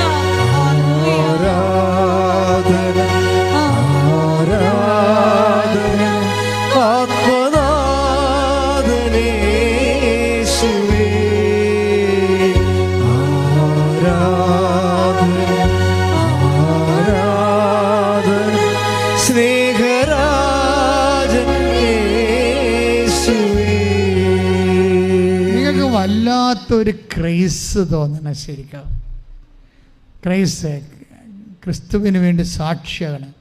കാര്യം നിങ്ങൾ ഒരിക്കലും നിങ്ങളങ്ങനെ സാക്ഷിയായ വിത്ത് ഓൾ ഫെർവൻസ് നിങ്ങളുടെ എല്ലാവരും തീഷ്ണതയോടും കൂടി നിങ്ങളെ സാക്ഷിയായി നിങ്ങളതിനുവേണ്ടി കൊതിച്ച് ആഗ്രഹിച്ച് 10 മനുഷ്യരുടെ മുമ്പിൽ യേശുവിൻ്റെ ഒരു സാക്ഷിയായി മാറി അത് നിങ്ങളുടെ ഒരു ദൗത്യമായിട്ട് നിങ്ങൾ മനസ്സ് ഏറ്റെടുത്ത് കഴിഞ്ഞാൽ കർത്താവ് നിങ്ങളെ ഓൺ ചെയ്യണത് എവിടെ വെച്ചാണെന്നൊരു പിടിയുമില്ല, എല്ലായിടത്തും ആയിരിക്കും.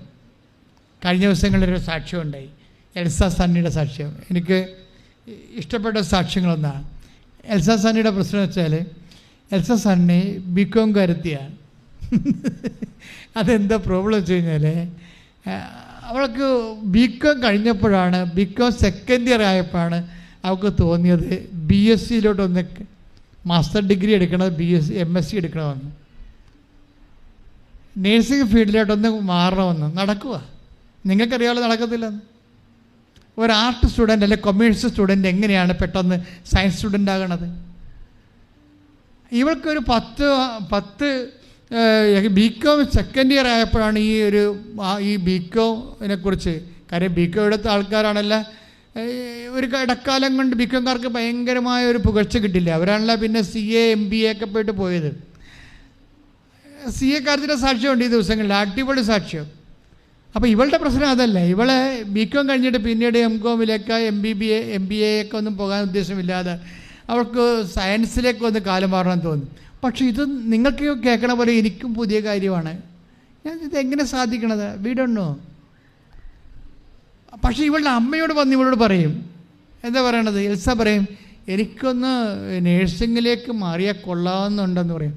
അപ്പോഴോ അമ്മ 10ാം ക്ലാസ് വെച്ച് ഇവളോട് പറയണതാണ്, നിൻ്റെ ഫീൽഡ് നേഴ്സിംഗ് ആണ്, ഞങ്ങളോട് മാറിക്കൊള്ളാൻ പറയുമായിരുന്നു. പക്ഷെ അന്ന് അവൾക്ക് ഇഷ്ടമില്ലായിരുന്നു ആ ഫീൽഡ്. കാര്യം അത്ര കൊച്ചു ഫീൽഡല്ലല്ലോ അത്. ഭയങ്കര കഷ്ടപ്പാടും നല്ല ക്ഷമയും നല്ല നൈറ്റും പിന്നെ രോഗവും പഴുപ്പും വേദനയും കാറലും വേണ്ടല്ല. നമ്മൾ തന്നെ ആശുപത്രിയിൽ പോയി ഒരാഴ്ച താമസിക്കും, മനസ്സിലാവും എഴുത്തുമാരാരാണെന്ന്. പ്രത്യേകിച്ച് രാത്രിയും പകലും വർക്ക് ചെയ്യുന്നവരും തിയേറ്ററിൽ നിൽക്കുന്നവരും എക്സ്റേ നിൽക്കുന്നവരും IC നിൽക്കുന്നവരും കാലൊക്കെ ഇരിക്കണ ഇരിപ്പ് കണ്ടുകഴിഞ്ഞാൽ ഞെട്ടിപ്പോവും. മൊത്തം ഇങ്ങനെ AC നിൽക്കുകയല്ലേ, ചിലക്ക് AC അലർജി പോലും ആയിരിക്കും. അപ്പോഴിങ്ങനെ ഉള്ളത് കൊണ്ട് ഇവർക്ക് താല്പര്യമില്ലാഞ്ഞത്. പക്ഷേ ഈ ബികോം സെക്കൻഡ് ഇയർ ആയപ്പോൾ പുള്ളിക്കാരത്തേക്ക് നേഴ്സിംഗ് എടുക്കണമെന്ന് പറഞ്ഞാൽ, പക്ഷെ അത് നടക്കത്തില്ല. അമ്മയോട് വന്ന് പറയും, എനിക്ക് നേഴ്സിംഗ് എടുക്കണമെന്ന് പറയും. ഉടനെ അമ്മ വളരെ കൂളായിട്ട് പറയും, എന്താ പറയണത്? ഞാൻ 10ാം ക്ലാസ് പോലെ നിനക്ക് വേണ്ടി പ്രാർത്ഥിക്കുന്നതാണ് നീ നേഴ്സിംഗ് ഫീൽഡിലേക്ക് വരാൻ. കാര്യം ഇപ്പോഴെങ്കിലും കർത്താവ് തോന്നിച്ചല്ല. അപ്പം നിങ്ങൾ ഓർക്കും അമ്മയ്ക്ക് ബോധമില്ലായിരിക്കും, ഇങ്ങനെയുള്ള ബികോം കാര്യത്തിന് നേഴ്സിങ്ങിന് പോകാൻ പറ്റത്തില്ലെന്ന് അമ്മയ്ക്ക് അറിയാൻ പാടില്ലാത്തത് കൊണ്ടാണെന്ന്. അങ്ങനെയൊന്നുമല്ല, അവർ പറയുന്നതിൻ്റെ കാര്യം കർത്താവിൻ്റെ മുമ്പിൽ അതിന് മാർഗമുണ്ടെന്ന്. വിശ്വാസി അങ്ങനെ വിശ്വസിക്കണത്, മനസ്സിലായ? വിശ്വാസി ബുദ്ധി കൊണ്ടല്ല വിശ്വസിക്കണത്, വിശ്വാസി ഹൃദയം കൊണ്ടാണ് വിശ്വസിക്കണത്. കൈ ഇട്ടിച്ച് കർത്താവിനെ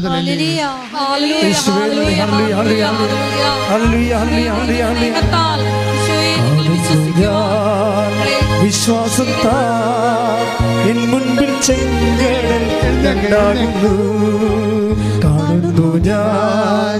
വിശ്വാസത്താൽ എൻ മുൻപിൽ ചെങ്കടൽ രണ്ടാകുന്നു. കാണാത്ത കാര്യങ്ങൾ കൺമുൻപിലെന്ന പോൽ, കാണാത്ത കാര്യങ്ങൾ കൺമുൻപിലെന്ന പോൽ വിശ്വസിച്ചിടുന്നു എൻ കർത്താവേ, വിശ്വസിച്ചിടുന്നു എൻ കർത്താവേ. കാണുന്നു ഞാൻ വിശ്വാസത്താൽ എൻ മുൻപിൽ ചെങ്കടൽ രണ്ടാകുന്നു. കാണുന്നു ഞാൻ വിശ്വാസത്താൽ എൻ മുൻപിൽ ചെങ്കടൽ രണ്ടാകുന്നു. കാണാത്ത കാര്യങ്ങൾ കൺമുൻപിലെന്ന പോൽ വിശ്വസിച്ചിടുന്നു എൻ കർത്താവേ. കാണാത്ത കാര്യങ്ങൾ കൺമുൻപിലെന്ന പോൽ വിശ്വസിച്ചിടുന്നു എൻ കർത്താവേ. കാണുന്നു ഞാൻ വിശ്വാസത്താൽ എൻ മുൻപിൽ ചെങ്കടൽ സ്തുതിക്കട്ടെ. ഹല്ലേലൂയ ഹല്ലേലൂയ ഹല്ലേലൂയ.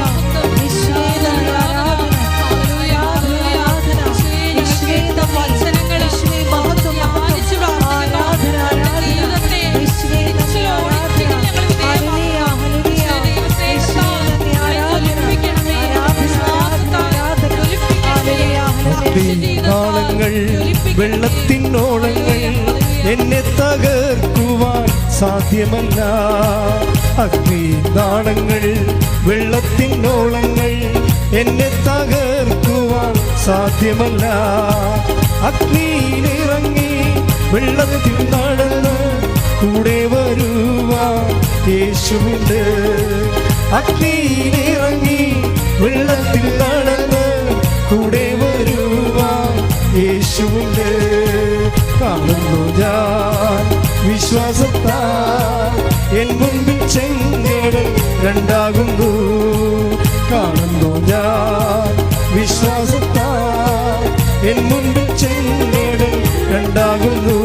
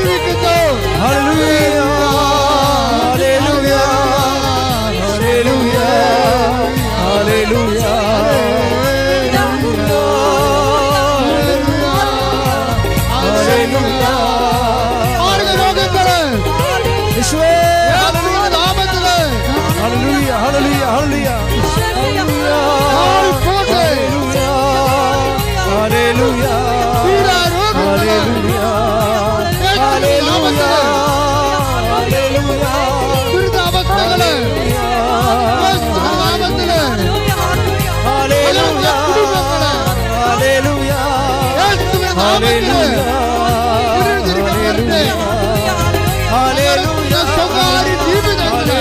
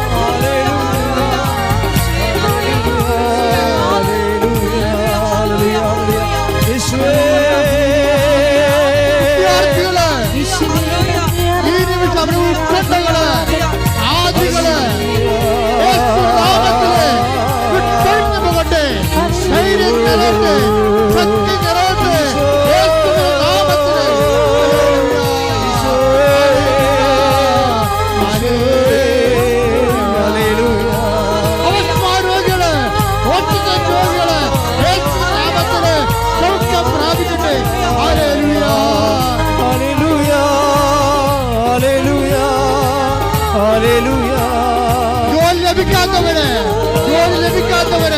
മക്കളില്ലാത്തവര്, വിവാഹം ഒത്തുവരാത്തവര്, സാമ്പത്തിക നഷ്ടമുള്ളവര്, ജപ്തി നടപടി നേരിടുന്നവര്, യേശുവിന്റെ നാമത്തില് അനുഗ്രഹം പ്രാപിക്കട്ടെ.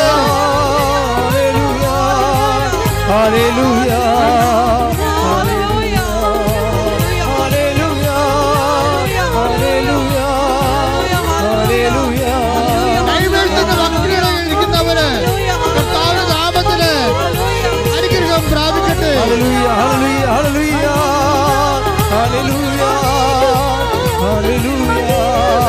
തകർന്ന വ്യാപാരങ്ങള്, തകർന്ന വ്യവസായങ്ങള്, വരുമാന മാർഗങ്ങള്, കൃഷികള്, മത്സ്യത്തൊഴിലാളി മേഖലകള് അനുഗ്രഹം പ്രാപിക്കട്ടെ. യേശുവിന്റെ നാമത്തില്, യേശുവിന്റെ നാമത്തില്.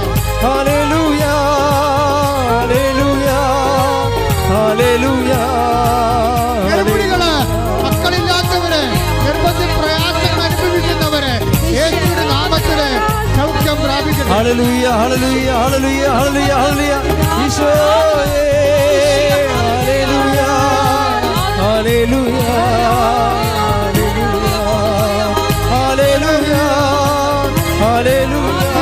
തകർന്നവര്, അതിർത്തി തർക്കമുള്ളവര്,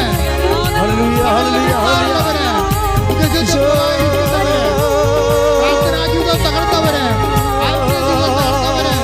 സാക്ഷ്യത്തിന് വഹിക്കാൻ ഭയമുള്ളവര് കർത്താവിന്റെ നാമത്തില് ബലം പ്രാപിക്കട്ടെ.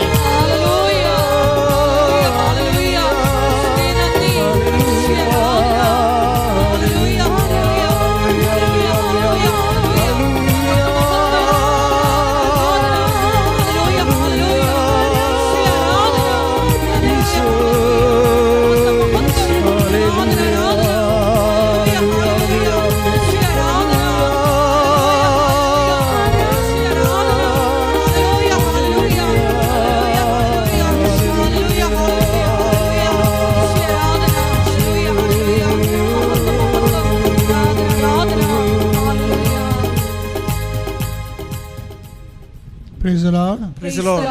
ഇരിക്കുക.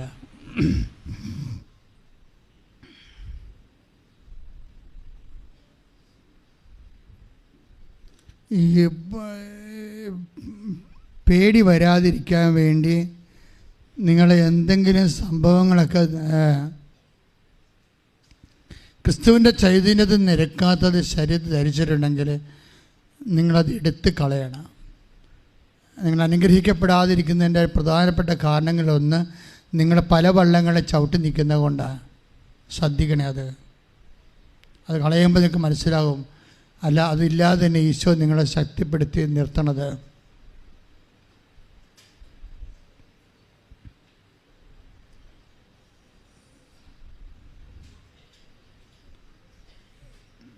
എൻ്റെ പ്രിയപ്പെട്ടവരെ, ഈശോ നമ്മളോട് സംസാരിച്ചുകൊണ്ടിരുന്നത് സാക്ഷ്യങ്ങളെക്കുറിച്ചാണ്. അതായത് സോഷ്യൽ ഓഡിറ്റിങ് പോലെ അച്ഛൻ പറഞ്ഞ് സ്പിരിച്വൽ ഓഡിറ്റിങ്, അതിലൊന്നാണ് ദൈവസ്നേഹം. നമ്മളിതെല്ലാം ചെയ്യണത് ദൈവസ്നേഹത്തിൻ്റെ ഇന്ധനം ഉപയോഗിച്ചാണ്. രണ്ടാമത് ഈശോ പറഞ്ഞത് വിശ്വാസത്തെ, what capacity you have to ask kind of questions. അതായത് ഇത് നിങ്ങൾക്ക് ചെയ്തു തരാൻ എനിക്ക് കഴിയുമെന്ന് നിങ്ങൾ വിശ്വസിക്കുന്നുണ്ടോ എന്ന് ചോദിച്ചു കഴിഞ്ഞാൽ ഈശോ ആ ഒരു അസസ്മെൻറ്റിന് തയ്യാറാകാൻ പറയുകയാണ്.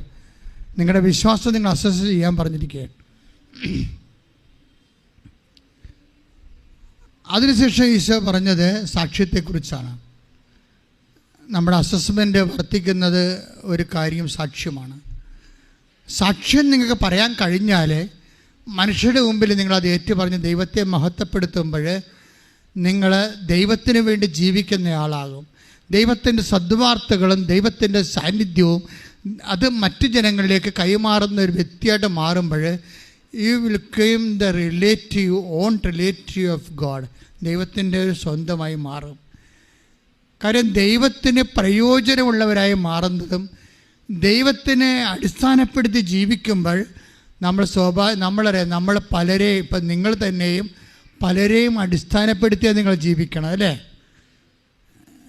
അമ്മമാരാണ് മക്കളെ അടിസ്ഥാനപ്പെടുത്തിയാണ് ജീവിക്കുക. എങ്ങനെയെങ്കിലും അതുങ്ങളെ ഒന്ന് പറക്കം മുറ്റിച്ചെടുക്കണം, എന്നാണ് അമ്മമാർ കഷ്ടപ്പെട്ട് അവരെ പഠിപ്പിക്കുകയും ഉറക്കം നിൽക്കുകയും ചെയ്യണത്. ഇത് തന്നെ അപ്പന്മാരും കുടുംബം നോക്കാൻ വേണ്ടി. അപ്പോൾ ഒരു അടിസ്ഥാനമുണ്ട് എല്ലാത്തിനും. ഇതുപോലെ നിങ്ങളുടെ ജീവിതത്തിൽ ഒരു അടിസ്ഥാനം ഉണ്ടാകണം. എന്താണ്? ദൈവത്തിന് അടിസ്ഥാനപ്പെടുത്തണം. നിങ്ങൾ ദൈവത്തിന് അടിസ്ഥാനപ്പെടുത്തുക. ഒരു ദിവസം ദൈവത്തിന് വേണ്ടി, ദൈവത്തെ ഓർത്ത്, ദൈവമായിട്ടൊരു ബന്ധത്തിൻ്റെ അടിസ്ഥാനത്തിൽ ഞാൻ എന്തെങ്കിലും ഒരു സാക്ഷ്യം വഹിച്ചിരിക്കണം. ഉടമ്പടി നിങ്ങൾ അതിന് ഭയങ്കരമായിട്ട് സഹായിക്കുന്നുണ്ട്. പക്ഷെ അടയാളം കിട്ടിക്കഴിഞ്ഞാൽ യു മസ്റ്റ് പാസ് ഇറ്റ്. അത് നിങ്ങളത് പാസ് ചെയ്യണം മറ്റുള്ളവരിലേക്ക്. അല്ല രഹസ്യം ചെയ്ത് വെച്ചുകൊണ്ടിരിക്കരുത്. ഇപ്പം തന്നെ നിങ്ങൾക്കറിയാമല്ലോ, നിങ്ങളോട് തന്നെ പലരും പറഞ്ഞിരിക്കണത് മൗത്ത് ടു മൗത്തായിട്ടാണ് പറഞ്ഞിരിക്കണം അല്ലേ? പത്രമൊക്കെ നിങ്ങൾ അറിയുന്നുണ്ട്, കൃപാസനത്തിൻ്റെ യൂട്യൂബ് ചാനൽ നിങ്ങൾ കാണുന്നുണ്ടെങ്കിലും അതിൻ്റെ 3 ഇരട്ടി പേരാണ് നാക്കുകൊണ്ട് മറ്റുള്ളവരോട് അമ്മയെക്കുറിച്ചും ഉടമ്പടിയെക്കുറിച്ചൊക്കെ പറയണം അല്ലേ? അതെല്ലാം സാക്ഷ്യം തന്നെയാണ് അത് പറയണം. പക്ഷെ നിങ്ങൾക്കറിയണം, അത് നിങ്ങൾ ദൈവസ്നേഹത്തോടെയാണ് പറയണമെന്ന് അറിയണം. ദൈവസ്നേഹത്തോടെയാണ് നിങ്ങളത് പറയണത്. ഒന്ന് മക്കളൊന്ന് പ്രാർത്ഥിച്ച് നെഞ്ചത്ത് വെച്ചുകൊണ്ട്, കർത്താവേ കർത്താവേ, ഞാൻ ഒത്തിരി പേരോട് ഇതിന്റെ അടയാളങ്ങളെക്കുറിച്ച് പറഞ്ഞിട്ടുണ്ട്. പക്ഷെ നീ ഇപ്പോഴേ എനിക്ക് നൽകുന്ന ആലോചന അതൊക്കെയും ഞാൻ പറഞ്ഞതൊക്കെയും നിന്നോടുള്ള സ്നേഹത്തെ പ്രതി നിന്റെ സ്നേഹത്തിന്റെ സാക്ഷ്യ എന്ന നിലയില് കൈമാറാനാണ്. കർത്താവേ, ഒരു സാക്ഷിക്ക് ആവശ്യമായ ദൈവസ്നേഹത്താൽ വിശ്വാസത്താൽ എന്നെ അഭിഷേകം ചെയ്യണമേ. ഹല്ലേലൂയ ഹല്ലേലൂയ ഹല്ലേലൂയ ഹല്ലേലൂയ ഹല്ലേലൂയ. യേശുവേ നന്ദി. ഹല്ലേലൂയ ഹല്ലേലൂയ ഹല്ലേലൂയ.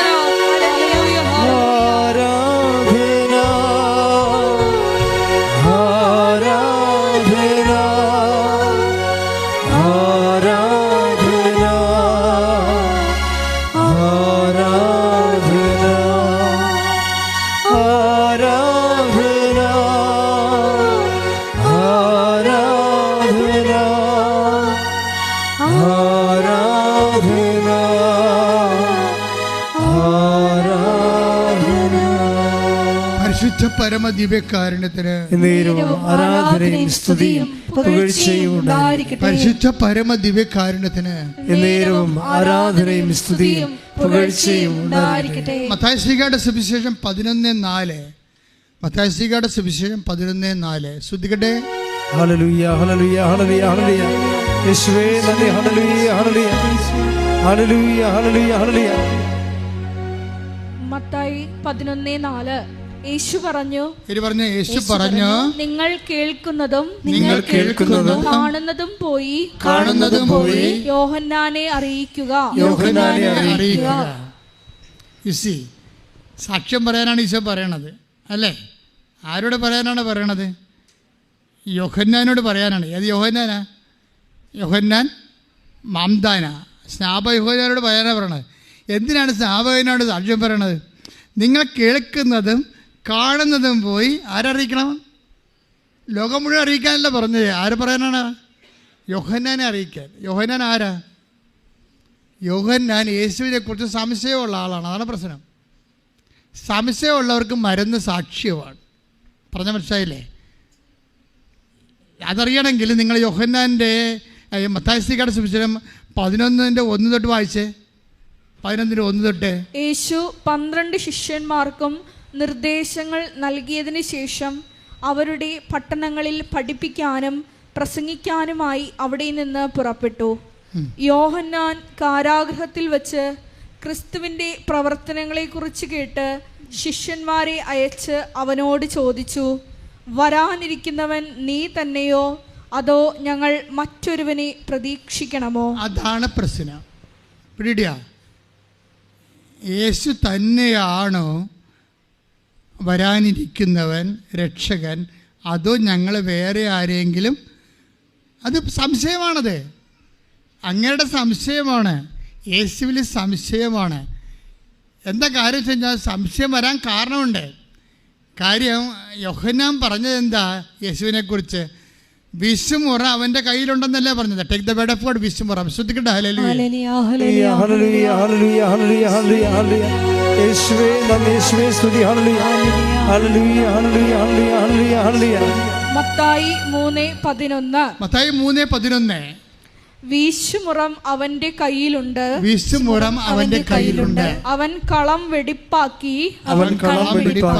ഗോതമ്പ് അറപ്പുരയിൽ ശേഖരിക്കും.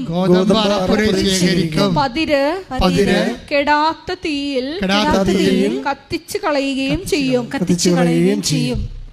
കെടാത്ത തീ വന്ന കണ്ടില്ലേ? അതെന്താ സംഭവം?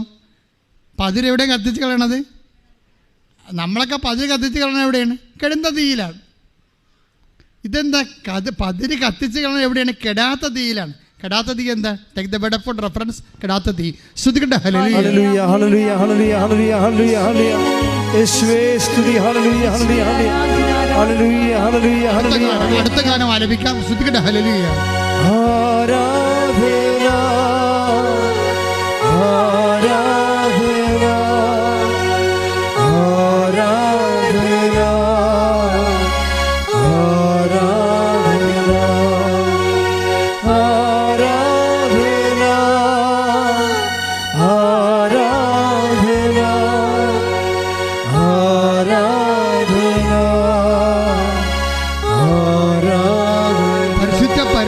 കാരുണ്യത്തിന് ആരാധനയും സ്തുതിയും പുകഴ്ചയും ഉണ്ടായിരിക്കട്ടെ.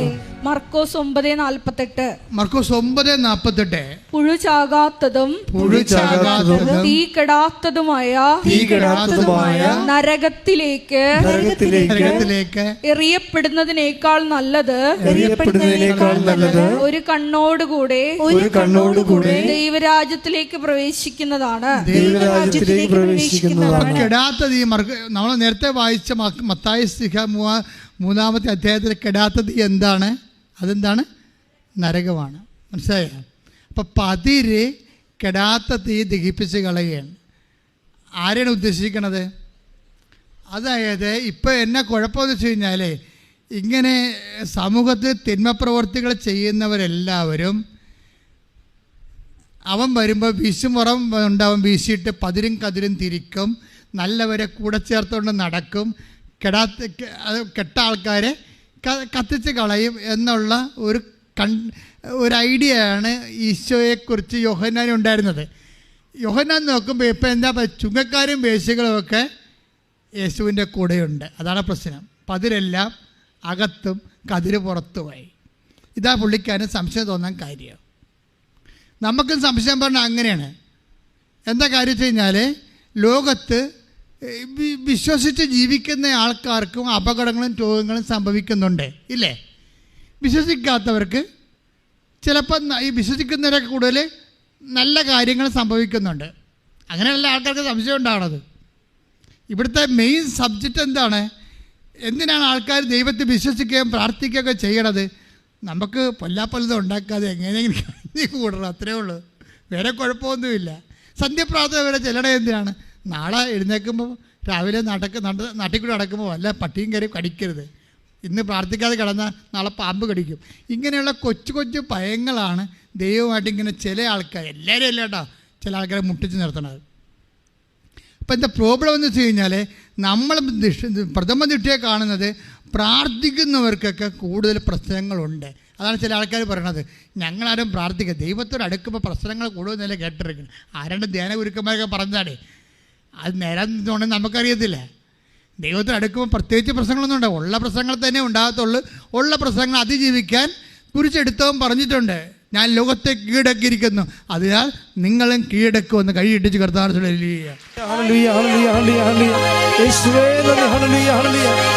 ഉദ്ധാനം ചെയ്തവനെ ഞങ്ങൾ ആരാധിക്കുന്നു, മരണത്തെ ജയിച്ചവനെ ഞങ്ങൾ ആരാധിക്കുന്നു. അപ്പോൾ ഇങ്ങനെ കുറച്ച് പ്രശ്നങ്ങളുണ്ട്. അതായത് യേശുവിൻ്റെ കൂടെ ആ പാപിനിയായ സ്ത്രീയൊക്കെ വെറുതെ വിട്ടില്ലേ? ഇല്ലേ? പാപം ചെയ്യാത്തവർ കല്ലെറിയട്ടെ എന്നൊക്കെ പറഞ്ഞ് വെറുതെ വിട്ടില്ലേ? അപ്പോൾ ഈ പതിരെല്ലാം യേശുവിൻ്റെ കൂടെയായി. മത്തായി ശ്രീക ചുങ്കക്കാരനായിരുന്നു അല്ലേ, അയാളെ വിളിച്ച് കൂടെ നിർത്തി. അപ്പോൾ ഇതെല്ലാം ചെന്നിട്ട് യോഹന്നാൻ യാക്കോവും മറ്റേ ഈ മാന്താനായ ശിഷ്യന്മാരായിരുന്നല്ല. യാക്കോബും യോഹന്നാനും നമ്മുടെ ശിക്ഷകനായ യോഹന്നാനും യാക്കോബ് ശ്രീകായും യോഹന്നാൻ മാന്താനായ ശിഷ്യന്മാരാണ്. അപ്പോൾ യോഹന്നാൻ കാരാഗ്രഹത്തിൽ കിടന്നപ്പോഴേ ഇവർ കാണാൻ ചെന്ന് കാണും ഈ കക്ഷികൾ. കാര്യം എന്താ പ്രശ്നം വെച്ച് കഴിഞ്ഞാൽ ഈ കക്ഷികളുടെ വായിൽ നിന്നാണ് മോശം വർത്താനൊക്കെ വരണതേ. ആരുടെ? യോഹന്നാൻ്റെ വായിൽ നിന്നാണ്. യോഹന്നാൻ മാന്താനായി എന്നാണ് ഇവർ സുവിശേഷം പഠിച്ചത്. അതിത്തിരി കടുത്ത സുവിശേഷമാണ്. അതുകൊണ്ടാണ് സമറിയക്കാരിയുടെ വഴിവിടാതിരുന്നപ്പോൾ അവർ പറഞ്ഞു take the word of God. സമറിയക്കാർ വഴിവിടാ യോഹന്നാനെയും യാക്കോബിനെയും വഴിവിടാതിരുന്നപ്പോൾ കർത്താവിൻ്റെ അടുത്ത് അവർ രക്ഷിച്ചിട്ട് പറയും, സ്വർഗത്തിൽ നിന്ന് അഗ്നി ഇറങ്ങി ഇവരെ നശിപ്പിക്കാൻ ഞങ്ങൾ കൽപ്പിക്കട്ടെ എന്ന്. കാര്യം ഇവർ പഠിച്ചതിരിക്കണം അതാണ്. ഇവരുടെ ഗുരു എന്ന് പറയുന്നത് സ്നാപയോഹന്നാനാണ്. സ്നാപയോഹന്നാൻ പറഞ്ഞിരിക്കണത് പതിര് കത്തിച്ച് കളയണമെന്നാണ് പറഞ്ഞിരിക്കണത്. അപ്പോൾ ഇവന്മാർ പതിരാണ്. ഇവന്മാരെ കത്തിക്കാൻ ഇവരെ കത്തിക്കാൻ ഞങ്ങൾക്ക് അനുവാദം തരാൻ പറയും. സ്വർഗത്തിൽ നിന്ന് അഗ്നി ഇറങ്ങി. അപ്പോൾ ഈശോ പറയും, വാട്ട് സ്പിരിറ്റ് യു ഹാവ്, നിങ്ങൾക്ക് എന്ത് അരൂപിയാണുള്ളതെന്ന് നിങ്ങൾക്കറിയത്തില്ല. അപ്പോൾ മിക്കവാറും എൻ്റെ ഒരു കണക്കുകൂട്ടലേ ഈ അണ്ണന്മാരായിരിക്കും പോയി ശാപയോഹന്നാനോട് പറഞ്ഞത്, നീ പറഞ്ഞ പോലെ വീശപ്പുറം ഒന്നും ഒരു കുന്തോ അങ്ങയുടെ കയ്യിലില്ല, അങ്ങനെ പതിരൊക്കെ കൂടെ കൊണ്ട് നടക്കണം, വേശകളുണ്ട്, ചുങ്കക്കാരും കൂടുതലുണ്ട്. അപ്പം ആപ്പടെ കൺഫ്യൂഷനാണെന്ന് പറഞ്ഞപ്പോൾ ശാപയോഹന്നാനും കൺഫ്യൂഷനായി യേശുവിലെ. അതാണ് ശാപയോഹന്നാൻ ചോദിക്കണത്, വരാനിരിക്കുന്ന ആൾ യഥാർത്ഥത്തിൽ നിൻ്റെ വീശപ്പുറമൊന്നും ഇല്ലല്ലോ, പതിരെല്ലാം നിൻ്റെ കൂടെ ഉണ്ട്, വേശകൾ നിൻ്റെ കൂടെ ഉണ്ട്, ചുങ്കക്കാരൻ നിൻ്റെ കൂടെ ഉണ്ട്, നിൻ്റെ വിസ്മറമൊന്നും നിൻ്റെ കയ്യിലില്ല. പിന്നെ നീ എങ്ങനെയാണ് പതിര് കത്തിക്കണമില്ല, പതിരിനെ കൊണ്ടുനടക്കണം. അപ്പോൾ കതിരിനെയൊക്കെ നീ പുറത്താക്കുകയാണ്. ഞങ്ങൾക്ക് എങ്ങനെ ഇത് വിശ്വസിക്കാൻ പറ്റും? അങ്ങനെ ശാപയോഹന്നാൻ സംശയമായി. അങ്ങനെയാണ് ആ സംശയം ഉണ്ടാക്കി കൊടുത്തിരിക്കുന്ന ആൾക്കാരൊക്കെ ഈ യോഹന്നാൻ ശിഷ്യനും യാക്കോബ് ശ്രീകായും കൂടി ഉണ്ടാക്കിയതായിരിക്കും. കാര്യം അവരാണ് ഇവരുടെ ശിഷ്യൻ. ഇങ്ങനെയുടെ ശിഷ്യൻ റൈറ്റായിട്ടുള്ള ഡിസൈപ്പിൾസ് അവരാണ്. അവരെ ഇരുത്തിക്കൊണ്ടാണ് ഇങ്ങനെ ഇതെല്ലാം പറഞ്ഞിരിക്കുന്നത്. അതുകൊണ്ട് കർത്താവിൻ്റെ കരുണയും വാത്സല്യവും സ്നേഹവും പാപികളോട് ചേർത്ത് പിടിക്കണം കണ്ടപ്പോൾ ആകപ്പാടെ യാക്കോബിൻ്റെയും യോഹന്നാൻ്റെയും ഒക്കെ ഐസി അടിച്ചു പോയി. അങ്ങനെയാണ് ഇവർ പോയി കാരാഗൃഹത്തിൽ പോയി ജയിലിൽ പോയി കണ്ടിരിക്കുകയാണ്. സുവിശേഷത്തിലെ ഏറ്റവും ബെസ്റ്റ് ജയിൽ മിനിസ്ട്രിയാണ് ഇവിടെ നടത്തിയിരിക്കുന്നത്. പക്ഷേ സംഗതി പാരയായിപ്പോയി. കർത്താവിന് പാര വെക്കാൻ വേണ്ടി ജയിൽ മിനിസ്ട്രിയായി. എന്താ സംഭവിച്ചിരിക്കണേ? കർത്താവിന് യോഹന്നാന് സംശയം ഉണ്ടാക്കി കൊടുത്തു. അപ്പോൾ യോഹന്നാൻ ഉടനെ വേറെ 2 പേരെ വിട്ടിട്ട് യേശുവിനോട് ചോദിക്കും. എന്താ ചോദിക്കണത്?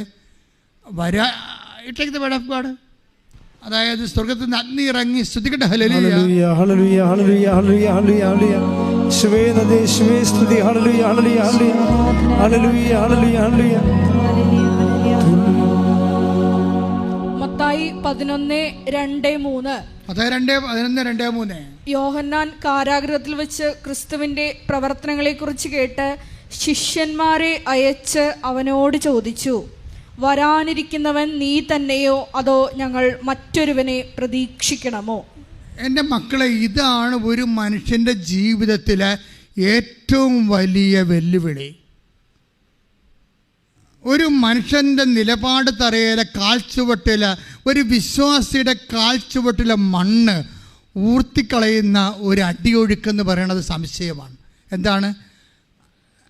വേറെ ഒരു ആളെ ഞങ്ങളെ സമീപിക്കണമോ പ്രതീക്ഷിക്കണമോ? നിങ്ങളും ചെയ്യും. ഉടമ്പടി എടുത്തിട്ട് പിന്നെയും പോയി വേറെ എവിടെയെങ്കിലും പോയി നൊവേന കൂടും. That means you are not believing ഉടമ്പടി. അതാണ് വിഷയം. നിങ്ങൾ തന്നെ ഉടമ്പടി എടുത്തിട്ട് കറങ്ങിടക്കണ കറക്കക്രിസ്ത്യാനിയില്ലേ, അവൻ്റെ കാര്യം പോക്കായിരിക്കും. അവൻ ഗതികിട്ട പ്രേതം പോലെ അലഞ്ഞ് നടക്കും. എന്താ കാര്യം എന്ന് വെച്ചാൽ അവൻ ദൈവത്തോട് ഉടമ്പടി എടുത്തിട്ട് വീണ്ടും നിങ്ങൾ ഉടമ്പടിയിലും ദൈവത്തിലും വിശ്വസിക്കാതെ അതിനേക്കാൾ വല്ലതും മെച്ചമായിട്ടുള്ള വേറെ വല്ലതും ഉണ്ടോ? ഇന്നാളൊരു മനുഷ്യൻ ഇവിടെ വന്ന് ചോദിച്ചു, ഉടമ്പടി വേറെ വല്ല പള്ളിയിലും ഉണ്ടായിരുന്നു. ഇവിടെ നിറച്ച ആളാണ്, ഇവിടെ തിരക്കാണ്, ഇവിടെ 3 മണിക്കൂർ നിൽക്കണം, 2 മണിക്കൂർ നിൽക്കാൻ പറ്റിയ വല്ല സംവിധാനം ഉണ്ടെന്ന് ചോദിച്ചു. അപ്പോൾ ഈ കർക്ക ക്രിസ്ത്യാനി എപ്പോഴും ലൂപ്പ് സംശയമായിരിക്കും. ഈ സംശയമെന്ന് പറയണത് എന്താണ്? അത് ആദ്യം നിങ്ങൾ കറക്റ്റ് ചെയ്യണം. അത് നിങ്ങളുടെ കാഴ്ചപ്പെട്ടിൽ ഊർന്നു പോകുന്ന മണ്ണാണ് സംശയം. യോഹന്നാൻ സ്ഥാപകന് കർത്താവിനോട് സംശയം ഉണ്ടായി. സംശയമുള്ളവരെ ഇവിടെ കർത്താവ് കൊടുക്കുന്ന ഒരു മറുപടി ഉണ്ട്, ഒരു മരുന്നുണ്ട്. എന്താണ്? നിങ്ങൾക്ക് സംശയമില്ലേ? എന്നിലല്ലേ സംശയം. അതുകൊണ്ട് നിങ്ങളൊരു പണി ചെയ്യണം. നിങ്ങൾ കാണുന്നത്, നിങ്ങൾ കേൾക്കുന്നത് പോയി യോഹന്നാനെ അറിയിക്കണം. എന്താണ് നിങ്ങൾ കാണുന്നത്? നിങ്ങൾ കാണുന്നത് എന്താണ്? അന്ധന്മാർ കാഴ്ച പ്രാപിക്കുന്നു. അന്ധന്മാർ കാഴ്ച, ഏറ്റുപറഞ്ഞ അന്ധന്മാർ കാഴ്ച പ്രാപിക്കുന്നു. അന്ധന്മാർ കാഴ്ച പ്രാപിക്കുന്നു. മുടന്തന്മാർ നടക്കുന്നു. കുഷ്ഠരോഗികൾ ശുദ്ധരാക്കപ്പെടുന്നു. ബധിരർ കേൾക്കുന്നു. മരിച്ചവർ ഉയർപ്പിക്കപ്പെടുന്നു. ദരിദ്രരോട് സുവിശേഷം പ്രസംഗിക്കപ്പെടുന്നു. ഇത്രയും കാര്യമാണ് നിങ്ങൾ സംശയമുള്ള ആൾക്കാർക്ക് സാക്ഷ്യം വഹിക്കേണ്ടത്. മനസ്സിലായ? നിങ്ങൾ ആരെയാണ് അഡ്രസ്സ് ചെയ്യേണ്ടത്? ആരെയാണ് നിങ്ങൾ ടാർഗറ്റ് ചെയ്യേണ്ടത്? ഒരു ഉടമ്പടി ക്രിസ്ത്യാനി അല്ലെങ്കിൽ ഉടമ്പടി എടുക്കുന്ന വിശ്വാസി. ഇപ്പം ക്രിസ്ത്യാനി എന്ന് പറയാൻ പറ്റത്തില്ല, എല്ലാ ആൾക്കാരും ഉടമ്പടി എടുക്കുന്നുണ്ട്. അപ്പോഴേ ഉടമ്പടി എടുക്കുന്ന വിശ്വാസി ആദ്യം നിങ്ങൾ രക്ഷപ്പെടുന്നുണ്ടെങ്കിൽ ആദ്യം ടാർഗറ്റ് ചെയ്യണത് സംശയമുള്ള ആൾക്കാർ, ദൈവത്തിൽ സംശയമുള്ളവരെയാണ്. എന്നിട്ട് എന്ത് ചെയ്യണം? ഇപ്പം തന്നെ അവൾ തനിയ പറഞ്ഞില്ലേ, ഞാൻ പത്രം വാങ്ങിക്കാത്തവരുടെ മേൽ കെട്ടിയേൽപ്പിക്കും. എന്താണ്? അവനിതിന് വിശ്വാസമില്ല. അവന് വിശ്വാസം ഉണ്ടാക്കിയെടുക്കാൻ വേണ്ടി ദൈവം എന്നെ അഭിഷേകം ചെയ്തിരിക്കുകയാണ്. ഇപ്പം എന്താ കാര്യം? ഇപ്പോഴേ ഈ അമ്മയില്ലേ, അവളുടെ എൽസി സണ്ണിയുടെ അമ്മയില്ലേ, അമ്മ എന്താ പറഞ്ഞത്? നീ ഇപ്പം ബികോം എന്ന് ചാടാൻ പോകുമല്ലേ മെഡിസിനിലേക്ക്, ഞാൻ നിന്നെ സപ്പോർട്ട് ചെയ്യും. കാര്യം എന്താണ്? അപ്പോൾ ഇവളോർത്തത് ഇവളെ ശരിക്കും വഴക്ക് പറഞ്ഞ് മൂടിക്കുമെന്ന് വിചാരിച്ചത് അമ്മ. കാര്യം പണ്ടുപോലെ പറയണമല്ലേ അമ്മ ഒന്നും പറഞ്ഞില്ല. മകളെ, ഒരു കാര്യമുണ്ട്, നീ ഇപ്പോൾ ചെയ്തുകൊണ്ടിരിക്കുന്ന അവരെന്ത് ഇൻ്റലിജൻ്റ് ലേഡിയാണ്, നീ ഇപ്പോൾ ചെയ്തുകൊണ്ടിരിക്കുന്ന ബികോം സെക്കൻഡ് ഇയർ അല്ലേ, അത് പൂർത്തിയാക്ക്. അത് പൂർത്തിയാക്കി കഴിയുമ്പോൾ ഞാൻ ഈശോയോട് വാങ്ങിച്ചു തരാൻ മെഡിസിൻ നിനക്ക്. അമ്മ എന്നാ അതായത് മക്കളെ വളർത്തുമ്പോൾ കുറഞ്ഞ പക്ഷേ ഇത്രയുമെങ്കിലും അധ്യാത്മം നിങ്ങളുടെ കയ്യിലുണ്ടാകണം, അല്ലെങ്കിൽ മക്കളെ വളർത്താൻ പറ്റത്തില്ല. നിങ്ങൾ മക്കളെ വളർത്തണം, എങ്ങനെയും പഠിപ്പിച്ച് വിദേശത്ത് വിട്ട് അവിടേക്ക് നിന്ന് ഡോളർ വാങ്ങിക്കാൻ വേണ്ടി മാത്രം മക്കളെ വളർത്തണം. അതിനേക്കാളത്തിൽ നിങ്ങൾ വളരെ ഇറച്ചിക്കൊഴി വളർത്തുകയാണല്ലത്. നിങ്ങൾ എപ്പോഴും ചെയ്യേണ്ട ഒരു കാര്യം, ദൈവത്തെ കൊടുക്കാൻ കഴിവ് നിങ്ങൾ പ്രാർത്ഥിക്കണം. അമ്മമാരും അപ്പന്മാരും പ്രാർത്ഥിക്കണം. ഒന്ന് പ്രാർത്ഥിച്ച കൈ നെഞ്ചത്ത് വെച്ചുകൊണ്ട്, കർത്താവേ എൻ്റെ മക്കൾക്ക് നിന്നെ പകർന്നു കൊടുക്കാൻ എനിക്ക് ഇന്ന് മുതലേ പ്രത്യേക അഭിഷേകം നൽകണമേ. പ്രത്യേക അഭിഷേകം നൽകണം. ശ്രുതികട ഹല്ലേലൂയ.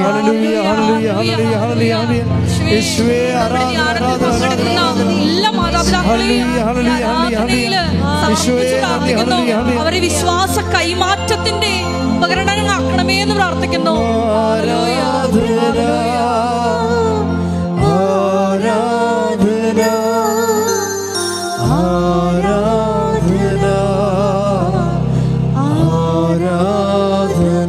പരിശുദ്ധ പരമദിവ്യകാരുണ്യത്തിന് ആരാധനയും സ്തുതിയും പുകഴ്ചയും ഉണ്ടായിരിക്കട്ടെ. പരിശുദ്ധ പരമദിവ്യകാരുണ്യത്തിന് ആരാധനയും സ്തുതിയും പുകഴ്ചയും ഉണ്ടായിരിക്കട്ടെ. എൻ്റെ പ്രിയപ്പെട്ടവരെ, അപ്പം നമ്മൾ റെഡിയാണെന്ന് ദൈവത്തിന് തോന്നിയാൽ അവിടെ വെച്ച് തന്നെ അനക്കം തുടങ്ങും. ഇപ്പം ചില ആൾക്കാർ എൻ്റെ അടുത്ത് വന്നിട്ട് പറയും, ഇപ്പം ഈ പരീക്ഷയ്ക്ക് എഴുതാൻ വന്ന ആൾക്കാർ എന്നെ കാണാൻ പറ്റുമ്പോൾ അവർക്ക് ഹോൾ ടിക്കറ്റ് ഉണ്ടെങ്കിൽ കാണാൻ പറ്റുമല്ലോ. അപ്പോൾ അതിൻ്റെ അകത്ത് ചില ഗർഭിണികളായിരിക്കും, അവർക്ക് ചില പ്രശ്നങ്ങൾ ചിലപ്പോൾ ഉണ്ടാകും. അവർ ഈ പരീക്ഷക്കാർ പോയാൽ അവർ പോകാൻ നിൽക്കും. അപ്പോൾ എൻ്റെ കൊച്ചിന് അനക്കമില്ല വെച്ചാൽ ഡോക്ടർ പറഞ്ഞ് കാലനങ്ങളില്ല, ബാക്കിയെല്ലാം അനങ്ങുന്നുണ്ടെന്നൊക്കെ പറയും. അപ്പോൾ ഞാൻ വയറെ കൈവച്ച് പ്രാർത്ഥിച്ചിട്ട് അവരെ അനുഗ്രഹിച്ച് ഈശോയുടെ നാമത്തിൽ പ്രാർത്ഥിച്ച് വിടുവരാ. ഇത് എന്ത് സംഭവിച്ചു കഴിഞ്ഞാൽ അതോടുകൂടി ഈശോയെ അനുഗ്രഹിക്കും. അതല്ലേ ഞാൻ പറയണത്. നിങ്ങൾക്കും അനക്കമില്ലാത്ത കുറേ ഭാഗങ്ങൾ നിങ്ങളുടെ ജീവിതത്തിലുണ്ട്. നിങ്ങളുടെ ആധ്യാത്മിക മേഖല അനക്കമില്ലാതിരിക്കും. നിങ്ങളുടെ ഉള്ളിലുള്ള ഈശോ അനക്കമില്ലാതിരിക്കും. അനക്കം വന്നു കഴിഞ്ഞാൽ നിങ്ങൾക്ക് ഉടനെ അത് കർത്താവിനെ കൈമാറാൻ തോന്നിപ്പോവും. ആദ്യം മക്കൾക്ക് കൈമാറണം. അപ്പം നിങ്ങൾക്ക് മക്കൾക്ക് കൈമാറാൻ പറ്റത്തില്ല. അമ്മ വലിയ ഭേദപാഠമൊന്നും പറയണ്ട. അമ്മ ഇന്നലെ വരെ ഞങ്ങളോട് എങ്ങനെ പെരുമാറിയെന്നും നാട്ടുകാരോട് എങ്ങനെ പെരുമാറുമെന്ന് എനിക്കറിയാം. എൻ്റെ അമ്മ ഭേദപാഠം പഠിപ്പിക്കേണ്ടതെന്ന് മകൾ തിരിച്ചടിക്കും. പക്ഷെ നിങ്ങൾ മനസ്സ് വടിയരുത്. കാരണം എല്ലാ മനുഷ്യർക്കും അജ്ഞതയുടെ ഒരു കാലഘട്ടം ഉണ്ടാവും. ദൈവം അത് കണക്കിലെടുക്കത്തില്ല. എല്ലാ മനുഷ്യരും, അപ്പനായാലും അമ്മയായാലും അപ്പനായാലും അജ്ഞതയുടെ ഒരു കാലഘട്ടം എല്ലാ മനുഷ്യർക്കും ഉണ്ടാകും. അപ്പോൾ മക്കൾ നിങ്ങൾ അപ്പരൊക്കെ ഇന്നലെ ഇങ്ങനെയാണ്, അപ്പൻ ഇപ്പം ഞങ്ങളെ പഠിപ്പിക്കാൻ പറ്റേണ്ട, അമ്മ ഇന്ന് ഞങ്ങളെ പഠിപ്പിക്കാൻ പറ്റേണ്ടെന്ന് മക്കൾ നിങ്ങൾ പറയുമ്പോൾ നിങ്ങൾ തിരിച്ചു പറയണം. എല്ലാ മനുഷ്യർക്കും അജ്ഞതയുടെ ഒരു കാലഘട്ടം ഉണ്ടാകുമെന്ന് ബൈബിൾ പറഞ്ഞിട്ടുണ്ട്. എവിടെയാണ് പറഞ്ഞിരിക്കണത്? 17:30 അല്ലേ? എന്താ പറഞ്ഞിരിക്കണത്? അജ്ഞതയുടെ കാലഘട്ടത്തെ ദൈവം കണക്കിലെടുത്തില്ല. Take the word of God. പ്രവർത്തനങ്ങൾ 17:30. അപ്പോസ്തല പ്രവർത്തനം 17:30. അജ്ഞതയുടെ കാലഘട്ടങ്ങളെ ദൈവം കണക്കിലെടുത്തില്ല. എന്നാൽ ഇപ്പോൾ എല്ലായിടത്തുമുള്ള സകല ജനങ്ങളും പശ്ചാത്തപിക്കണമെന്ന് അവിടുന്ന് ആജ്ഞാപിക്കുന്നു. Price the Lord. അതെന്താ പ്രശ്നം വെച്ച് കഴിഞ്ഞാൽ എല്ലാ മനുഷ്യരുടെ ജീവിതത്തിലുണ്ടാകും അജ്ഞതയുടെ ഒരു കാലഘട്ടം. ചിലപ്പോൾ നിങ്ങൾ 65-ാമത്തെ വയസ്സിലായിരിക്കും ചിലപ്പോൾ അജ്ഞതയുടെ കാലഘട്ടം അവസാനിക്കുന്നത്, എന്തെങ്കിലും ഒരു അനുഭവം കിട്ടിയിട്ട്. അപ്പോഴാണ് നിങ്ങൾ മനസ്സിലാക്കുന്നത്, ദൈവമേ ഒരു 10 ദിവസം മുമ്പ് കർത്താവിനെ അറിഞ്ഞിരുന്നെങ്കിലെന്ന്. അപ്പം നിങ്ങൾ കണ്ണീരിടും. അതാണ് നിങ്ങളുടെ പശ്ചാത്താപം. ഒരു 10 ദിവസം മുമ്പ് കർത്താവിനെ അറിഞ്ഞിരുന്നെങ്കിൽ അത്രയും ദൈവത്തിന് വേണ്ടി ജീവിക്കാമായിരുന്നല്ലോ. അപ്പം മക്കളോട് നിങ്ങൾ തിരിച്ചു പറയണം, എൻ്റെ മകനെ, എൻ്റെ മകളെ, ബൈബിൾ പോലും പറയുന്നുണ്ട് ഞങ്ങളെക്കുറിച്ചും നിന്നെക്കുറിച്ചും ഒക്കെ. അജ്ഞതയുടെ ഒരു കാലഘട്ടം നിനക്കും ഉണ്ടാവും, എനിക്കും ഉണ്ടാവും. പക്ഷേ എൻ്റെ ദൈവം, നിൻ്റെ ദൈവം അത് കണക്കിലെടുക്കത്തില്ല. ഇപ്പോൾ നീ പശ്ചാത്താപിച്ചാൽ തീർച്ചയായിട്ടും ഇന്നു മുതൽ ആ ദൈവം നിന്നെയും അനുഗ്രഹിക്കും. അപ്പം അടയാളങ്ങൾ കൈമാറുമ്പോഴാണ് ആൾക്കാർക്ക് പശ്ചാത്താപം ഉണ്ടാകുന്നത്. അടയാളങ്ങൾ കൈമാറുമ്പോൾ അടയാളം കാണുമ്പോഴും മനുഷ്യർക്ക് പശ്ചാത്താപം ഉണ്ടാകും. നിങ്ങൾ എന്തുകൊണ്ടാണ് വിശുദ്ധി പലരും ജീവിക്കുന്നതിൻ്റെ കാരണം നിങ്ങൾ അടയാളം കണ്ടത് കൊണ്ടാണ്. പത്രോസ് തന്നെ സമർത്ഥമായ മത്സ്യവിള കാണുമ്പോഴേ എന്താ പറയണത്? കർത്താവേ, ഞാൻ പാപിയാണെന്ന് പറയണത്. അത്രയും നാൾ ആ മനുഷ്യൻ പാപിയാണെന്ന് പറഞ്ഞില്ലല്ലോ. പറഞ്ഞോ? വള്ളം നിറച്ച് മീൻ കണ്ടപ്പോഴല്ലേ പറഞ്ഞത്? 8:9. എനിക്ക് തോന്നുന്നത് ലുക്കാന്റെ സുവിശേഷം 5:7-8. 5-ാം അധ്യായം 7-8 തിരുവചനങ്ങൾ. അവർ മറ്റേ വെള്ളത്തിൽ ഉണ്ടായിരുന്ന കൂട്ടുകാരെ ആംഗ്യം കാണിച്ച് സഹായത്തിന് വിളിച്ചു. അവർ മറ്റു വെള്ളത്തിലുണ്ടായിരുന്ന കൂട്ടുകാരെ ആംഗ്യം കാണിച്ച് സഹായത്തിന് വിളിച്ചു.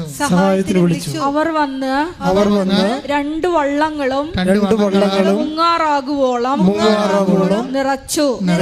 ശിമയോൻ പത്രോസ് ഇത് കണ്ടപ്പോൾ യേശുവിന്റെ കാൽക്കൽ വീണ് കർത്താവേ, എന്നിൽ നിന്ന് അകന്നു പോകണമേ, ഞാൻ പാപിയാണ് എന്ന് പറഞ്ഞു. അപ്പോൾ അനുഗ്രഹം കാണുമ്പോൾ പശ്ചാത്താപം ഉണ്ടാവും. നിങ്ങൾക്ക് അനുഭവങ്ങൾ കിട്ടുമ്പോൾ ആദ്യം നിങ്ങൾക്ക് ഉണ്ടാവേണ്ട പശ്ചാത്താപമാണ്. എന്താണ്? കർത്താവ് അകന്നു പോകണമെന്ന് പറയുന്നതല്ല, പാപത്തിൽ നിന്നെ അകത്തിക്കളയണമെന്ന്. കർത്താവ് അകന്നു പോകത്തില്ല.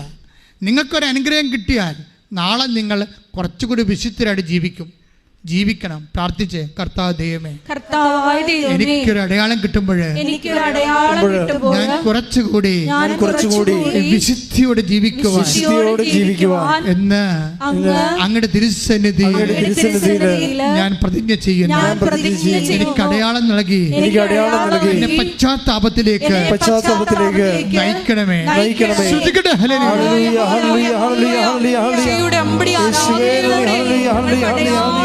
പ്രവർത്തിച്ച് ഞങ്ങളുടെ വിശ്വാസം വർദ്ധിപ്പിക്കണമേ, ഞങ്ങളിൽ പശ്ചാത്താപം ജനിപ്പിക്കണമേ. ഹല്ലേലൂയ. സമയം സമാഗതമാ, സകലരും അനുദപിക്കാം, സർവം സമർപ്പിക്കുവാൻ സകലരും സമയം സമാഗതമാ,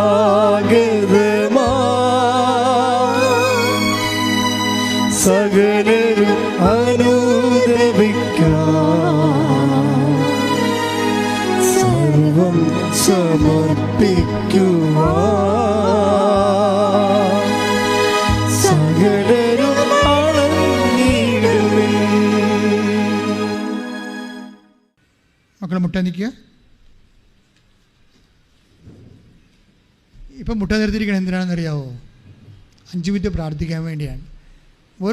ഓൾമോസ്റ്റ് ഓൾ തിങ്സ് കർത്താവ് കുർബാന ഇടയ്ക്ക് വെച്ച് രോഗസൗഖ്യ പ്രാർത്ഥനയും ആരാധന ഇടയ്ക്ക് വെച്ച് രോഗസൗഖ്യ പ്രാർത്ഥനയും ജോലി, വീട്, വിവാഹം, ഒരു മനുഷ്യൻ ഉണ്ടാകാനുള്ള ഉടമ്പടി മുഴുവൻ സബ്ജക്റ്റുകൾ ഡീൽ ചെയ്തായിരുന്നു. ഇൻ കേസ് നിങ്ങളുടെ ഏതെങ്കിലും ഒരു വിഷയം വിട്ടുപോയിട്ടുണ്ടെങ്കിൽ ഇപ്പം നിങ്ങൾ സ്വകാര്യമായി പരിശുദ്ധ അമ്മയുടെ മധ്യസ്ഥ ഈശോയോട് പ്രാർത്ഥിക്കേണ്ട സമയമാണ്. ഏതെങ്കിലും വിഷയം അച്ഛൻ വിട്ടുപോയാൽ, നേരത്തെ നമ്മൾ ആരാധന നടത്തിയപ്പോൾ വിട്ടുപോയിട്ടുണ്ടെങ്കിൽ എൻ്റെ സഹോദരങ്ങളെ ഇപ്പോഴും സമർപ്പിക്കുക, സ്വകാര്യം. അതിനുശേഷം ശിരസ്സമിച്ച് ആശീർവാദം സ്വീകരിക്കുക.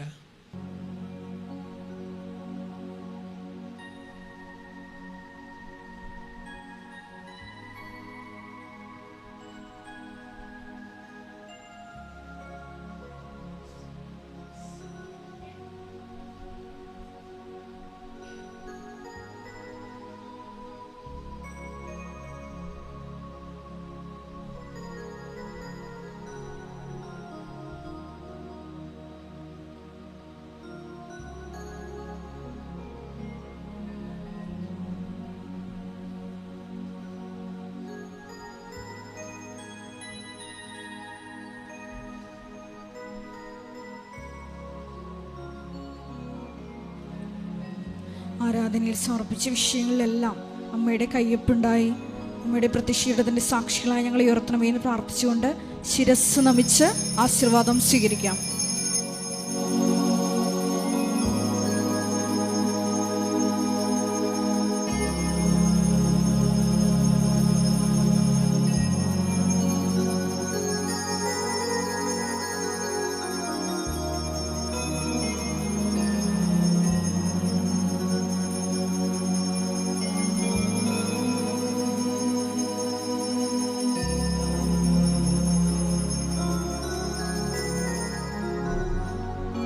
പരിശുദ്ധ പരമമാ ദിവ്യകാരുണ്യമേ, എന്നുമെന്നും അങ്ങേയ്ക്കാരാധന. പരിശുദ്ധ പരമമാ ദിവ്യകാരുണ്യമേ, എന്നും